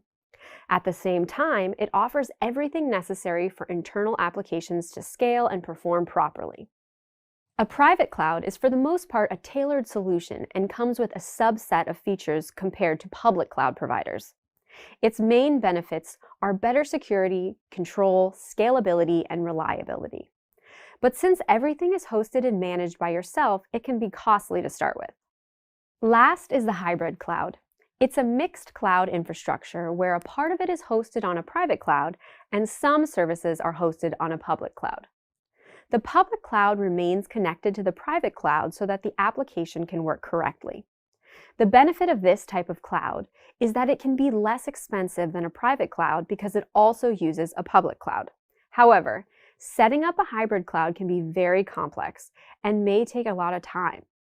In this video, you learned about cloud computing and how it can help you to reduce costs. You also learned about public, private, and hybrid cloud infrastructures and their advantages and disadvantages. Now that you're familiar with cloud computing, let's examine some key elements and services offered by public cloud providers and how they can benefit your applications. First up are computing units. This is one of the most popular services offered by public cloud providers. Computing units are virtual machines available for on-demand deployment. They are used to host a web application or run a program to solve problems. You can pick computing units from mainly two groups: cores and memories. And the cloud computing units can be resized, which means you can upgrade or downgrade the number of processing cores or memory as needed. For complex programs like data analysis or machine learning, most cloud providers offer a variety of processor cores and memories, and some even offer use of GPUs. Since you're charged only for what you use, you can deploy a powerful computing unit when you need it. Let it run as long as required, and then delete it. And what's more, you can install your preferred operating system and applications in these cloud computing units. Some of these computing units come with volatile storage, which means everything you store in it will be gone when the machine reboots. In such cases, you must always equip your computing unit with a permanent storage solution. This will be covered later in the course. Next is storage, a significant benefit of using cloud computing. You can purchase storage, keep your data as long as you want, and then delete it whenever necessary. Cloud computing providers offer storage solutions in a few ways. You can purchase gigabytes or terabytes to store your application files or personal data. It works just like a regular hard disk, but the risk of data loss due to hardware fault is nearly zero. This is because cloud providers automatically back up your data in redundant storage. Another storage solution offered by public cloud providers is called object storage. In object storage, you get an API to upload and download your files, and that's all. You can store small or massive files in object storage. And what's more, you can also make these files available to anyone for a certain amount of time with a timestamp signature. Cloud providers give you a unique URL to access your file, and that link automatically expires after the duration you specified in the signature. Now let's move on to databases. Most public cloud providers offer SQL, NoSQL, or time series databases to store your application data. Examples of SQL are MySQL, MariaDB, and PostgreSQL. And examples of NoSQL are MongoDB, Cassandra, and DynamoDB. Whereas examples of time series are InfluxDB and Prometheus.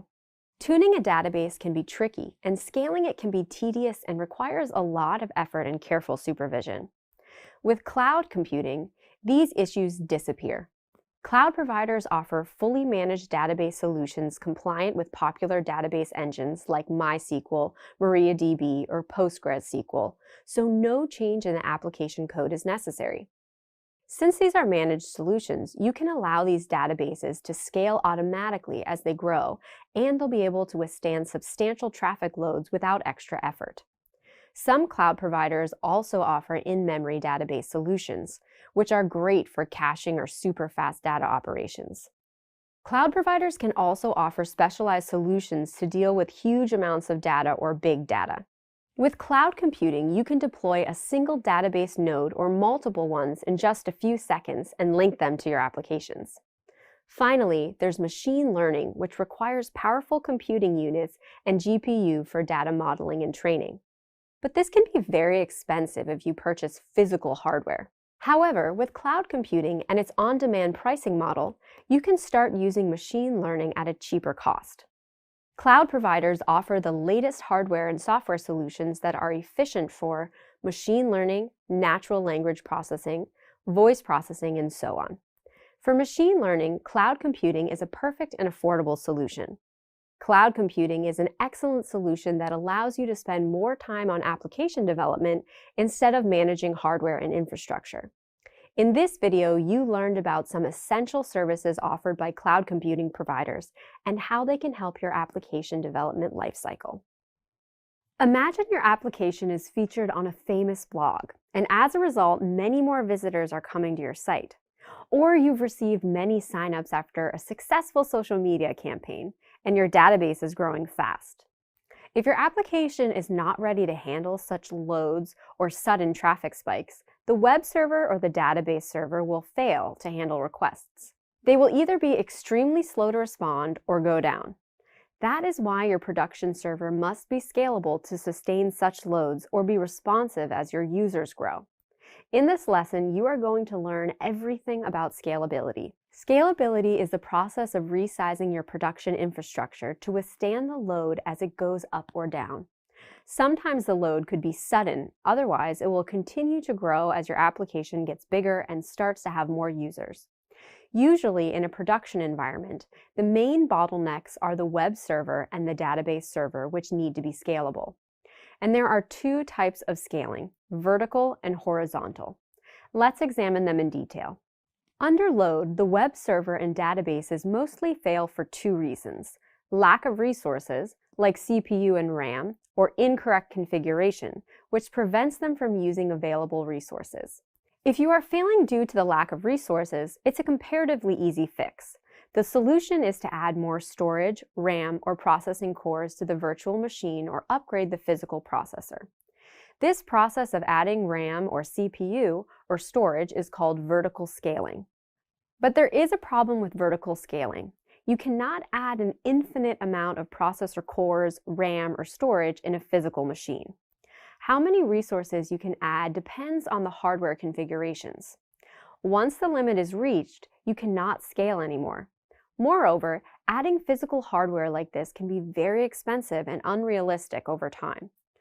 Vertical scaling is quicker than horizontal scaling and has easier configuration.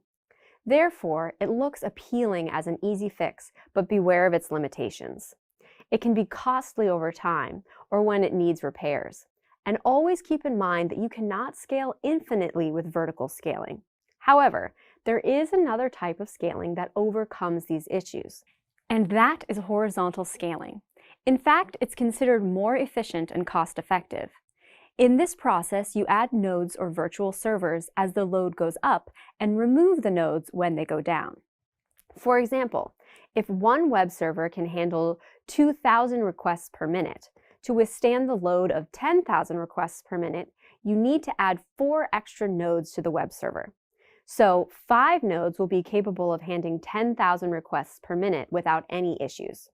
The same thing goes for the database. You can use database replication or database clustering to create multiple database nodes as the load grows. And when the load returns to normal, you can remove those nodes again. An application with a proper horizontal scaling setup can be scaled to handle a tremendous amount of load. It's infinitely scalable with horizontal scaling. However, it's not a plug-and-play process. Configuring your application infrastructure to be horizontally scalable takes time and effort. Finally, let's discuss auto-scaling. Some cloud providers offer an excellent auto-scaling solution with no manual intervention or extra configuration. When you turn on auto-scaling, the cloud provider automatically adds or removes computing nodes, memory, or other resources to keep the application sustainable and healthy under load. With this feature, you can save a lot of time and ensure better uptime for your application. In this video, you learned about scalability and the pros and cons of vertical and horizontal scaling. Load balancers help scale your application by evenly distributing loads on multiple nodes in a round-robin fashion or based on node health.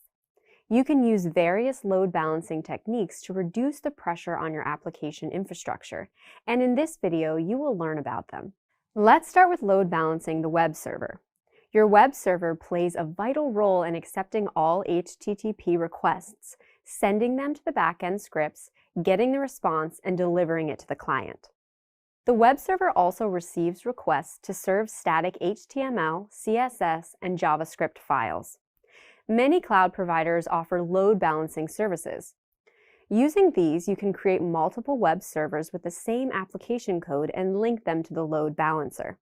The load balancer then accepts all HTTP requests and sends them to the web servers.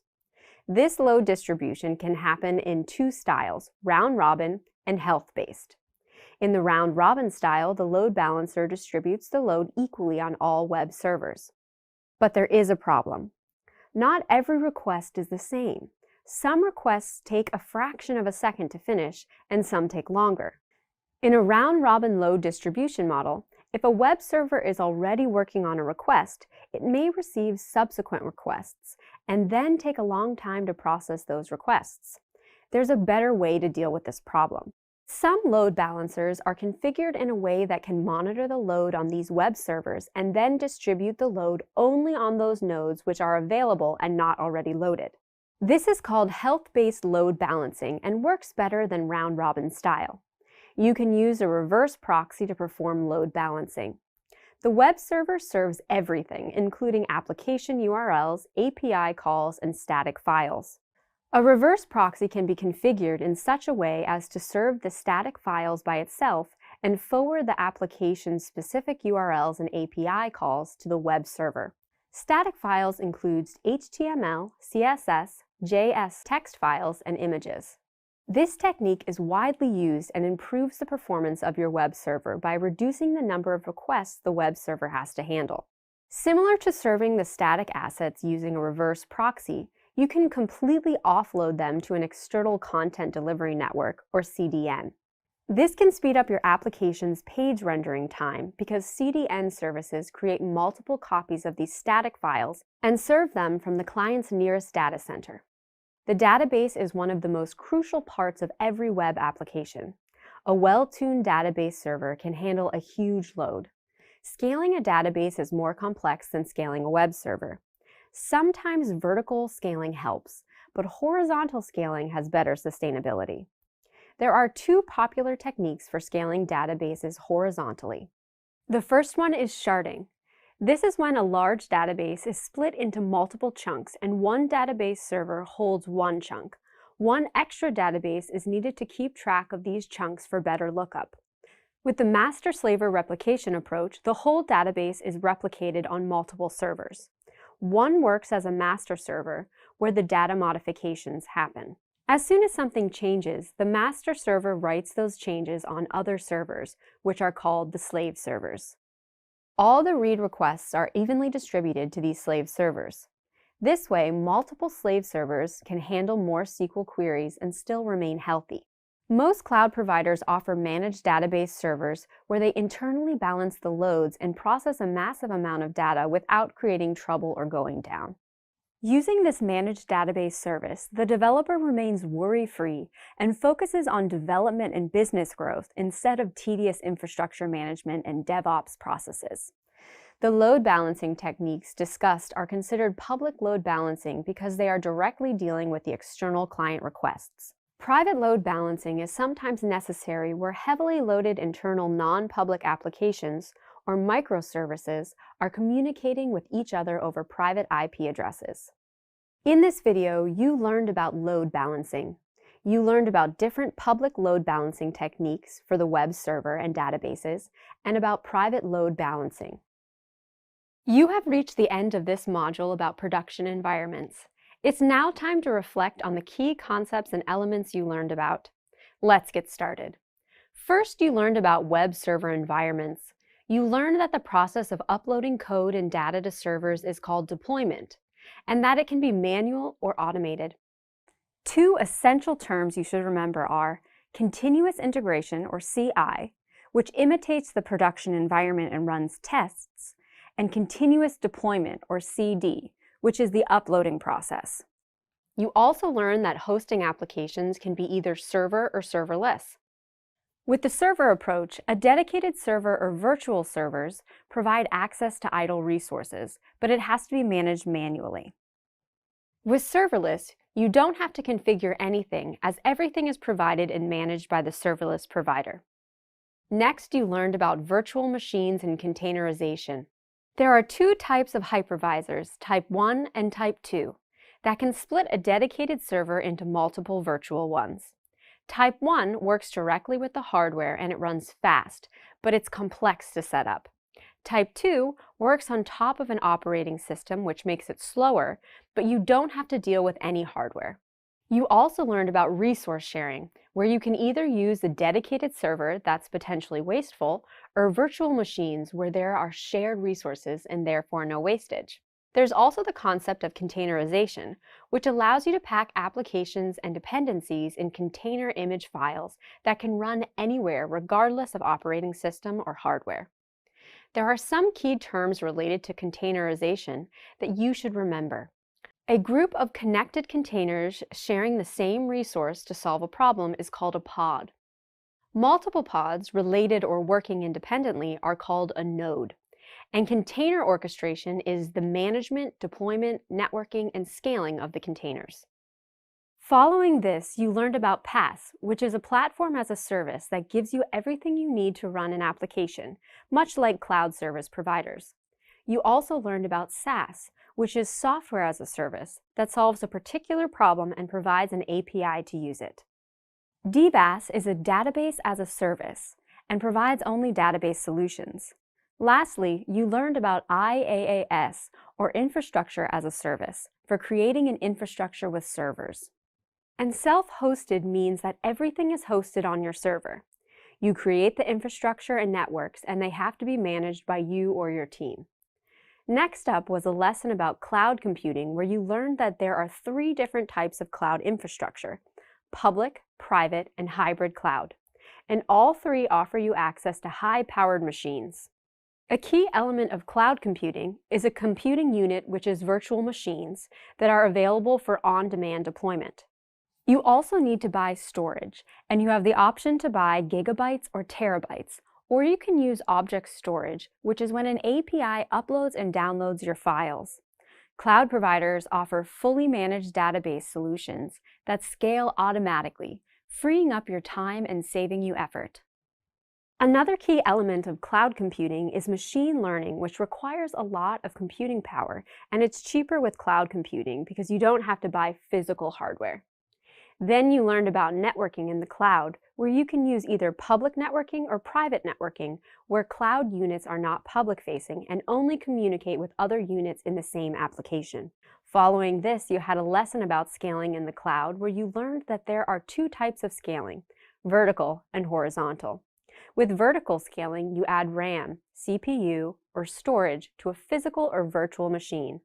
But there's a limit to how much you can add, and physical hardware is expensive. Horizontal scaling, on the other hand, adds nodes or virtual servers as the load goes up and removes nodes when they go down. This means you're not limited like you are with vertical scaling, and costs can be kept down. Cloud providers offer auto-scaling, which saves you a lot of time because no manual intervention or extra configuration is needed. You also learned about load balancing, which includes load balancing the web server, the data server, and the cloud. With the cloud, cloud providers offer services where they internally balance loads, whereas you have several options to load balance your data server by horizontal scaling, either by using clustering or master-slave replication. And when it comes to load balancing the web server, you can use either a round-robin approach or a health-based one. Another option is to use a reverse proxy to perform load balancing. Lastly, you learned about how content delivery networks, or CDNs, can improve scaling by caching and serving static assets in the cloud, and how CDNs can determine the nearest point of presence, which is a server where static assets are stored. You covered a lot of ground in this module, so some congratulations are in order. You should reward yourself with a break before you dive into the last module that's all about the final project. You've almost reached the end of the full stack course. What's left now is to demonstrate the skills you've learned in the course in a project comprised of 3 separate but connected labs, and then you will complete the final graded assessment quiz. The labs will assess whether you are able to connect the back end of an app to MySQL, set up a booking API, and have an app display available booking times. But before you get to that, let's recap what you've learned up to this point to help orientate you for the final project and quiz. The labs and graded quiz will test everything you've learned in the course, so use this recap to check which parts of the course you're unsure about and have to review again before you continue with the rest of the module. If you think back, you'll recall that Module 1 was an introduction to the full stack and what a full stack developer does. To be a full stack developer, you must learn everything that is required to create and deliver a functioning application. Thus, you learned about the different stacks: front-end, back-end, and data stacks. A full stack developer needs to be comfortable with all three parts of development to be successful. And such a developer should have some essential DevOps skills to build and deploy an application to production, staging, and development servers, as well as be familiar with a version control system like Git. Next, you learned about N-tier architecture. This is when an application's architecture is split into multiple tiers. The benefits of N-tier architecture are that it is easier to secure and scale an application and fix problems or add new features. Fixing and adding features are more manageable because each tier is separate and works independently. Finally, you reviewed what you know about client-server architecture, which included learning about the components of a client-server architecture and the role of clients and servers. In Module 2, you learned about front-end technologies, which include HTML, CSS, and JavaScript. In the HTML section, you learned how to create a well-formed web page, as well as form submissions and perform validation. You also learned about the different input types that are validated by the web browser on the client side. In the CSS section, you delved into CSS layouts and how to create them with grids and flexboxes. Layouts, for example, are critical to designing a good web page because they divide a page into different parts, making what the user sees more presentable. The lesson also covered how to work with CSS selectors, pseudo-classes, and pseudo-elements. Lastly, in this module, you learn more about JavaScript, which builds interactivity into web pages. When you use JavaScript, updates are displayed in real time on users' devices. You also learned about data types like string and number, and when you should use them. And you learned about event handling, which is a function in JavaScript that enables you to capture user input and process it to manipulate what's displayed to the user. Finally, you learned about front-end libraries and frameworks you can use to streamline your coding. In Module 3, you reviewed a lot of content from previous courses to make sure that you are well placed to succeed in this full stack course. Thus, you had a recap of Django, APIs, database, and MySQL, and models and migrations to refresh your memory. You also learned about the tools you need to create an API project using Django and DRF, as well as how to fetch data using JavaScript and using it to query APIs. There were two important labs in this module. One about configuring Django to connect it to MySQL, and another one about submitting a form with JavaScript. These are important to review for the final project. The last module before the final project was about production environments. This included learning about web server environments and the concept of deployment, which is the process of uploading code and data to servers. Here you learned about two important concepts: CI, or continuous integration, which imitates the production environment and runs tests, and CD, or continuous delivery, which is the uploading process. You also learned about server and serverless. Server means there is a dedicated server or virtual servers that you can access to make use of idle resources, but it has to be managed manually. While serverless is when everything is provided and managed by the provider and you don't have to configure anything. Next, you learned about virtual machines and how you can use a Type 1 or Type 2 hypervisor to split a dedicated server into multiple virtual ones. Following this, you learned about containerization, which allows you to pack applications and dependencies in container image files that can run anywhere, regardless of operating system or hardware. Following this, you learned about PaaS, which is a platform as a service that gives you everything you need to run an application, much like cloud service providers. You also learned about SaaS, which is software as a service that solves a particular problem and provides an API to use it. DBaaS is a database as service and provides only database solutions. Lastly, you learned about IaaS, or infrastructure as a service, for creating an infrastructure with servers. You also learned about the different types of cloud infrastructure and how they give you access to high-powered machines. A key element of a cloud computing is a computing unit, which is a set of virtual machines that are available for on-demand deployment. And you also learned about the storage options you have, where you can buy giga or terabytes, use object storage, or use cloud provider services that scale automatically. Then you learned about networking in the cloud, scaling in the cloud, and load balancing. Lastly, you learned about content delivery networks, or CDNs, and how they can improve scaling by caching and serving static assets in the cloud, as well as determine the nearest point of presence. This is a server where static assets are stored. And that's it for this review of the course's first 4 modules. Hopefully you now have a better idea of what you feel confident about and what content you should perhaps review again. Good luck with the final labs and quiz. Wow, you've made it to the end of the full stack course. Well done. You had to work hard to bring together the skills and knowledge you learned in all of the courses so far, so you should be proud of yourself. Bringing together multiple skills to build a full-stack Django app is definitely an achievement. Let's do a quick review of what you learned in the course. After completing the course, you are able to show that you can connect an app's backend to MySQL, set up a booking API, and let the app display available booking times. In addition to this demonstration of your skills and knowledge, following your completion of the course, you should now be able to describe the architecture of the full stack, use semantic HTML to create web pages, create basic forms and use CSS to create layouts, update an HTML document using JavaScript, populate Django models from a MySQL database, query an API, and update an HTML document with the result. Identify the different hosting solutions for web applications, recognize the key components of a cloud computing environment, and describe the challenges of scaling web applications. Now you may be wondering what comes next in your learning journey. This is the 7th course in the Backend Developer program, and you are close to completing the full program. You have come so far and learned so much, but there's yet more to learn.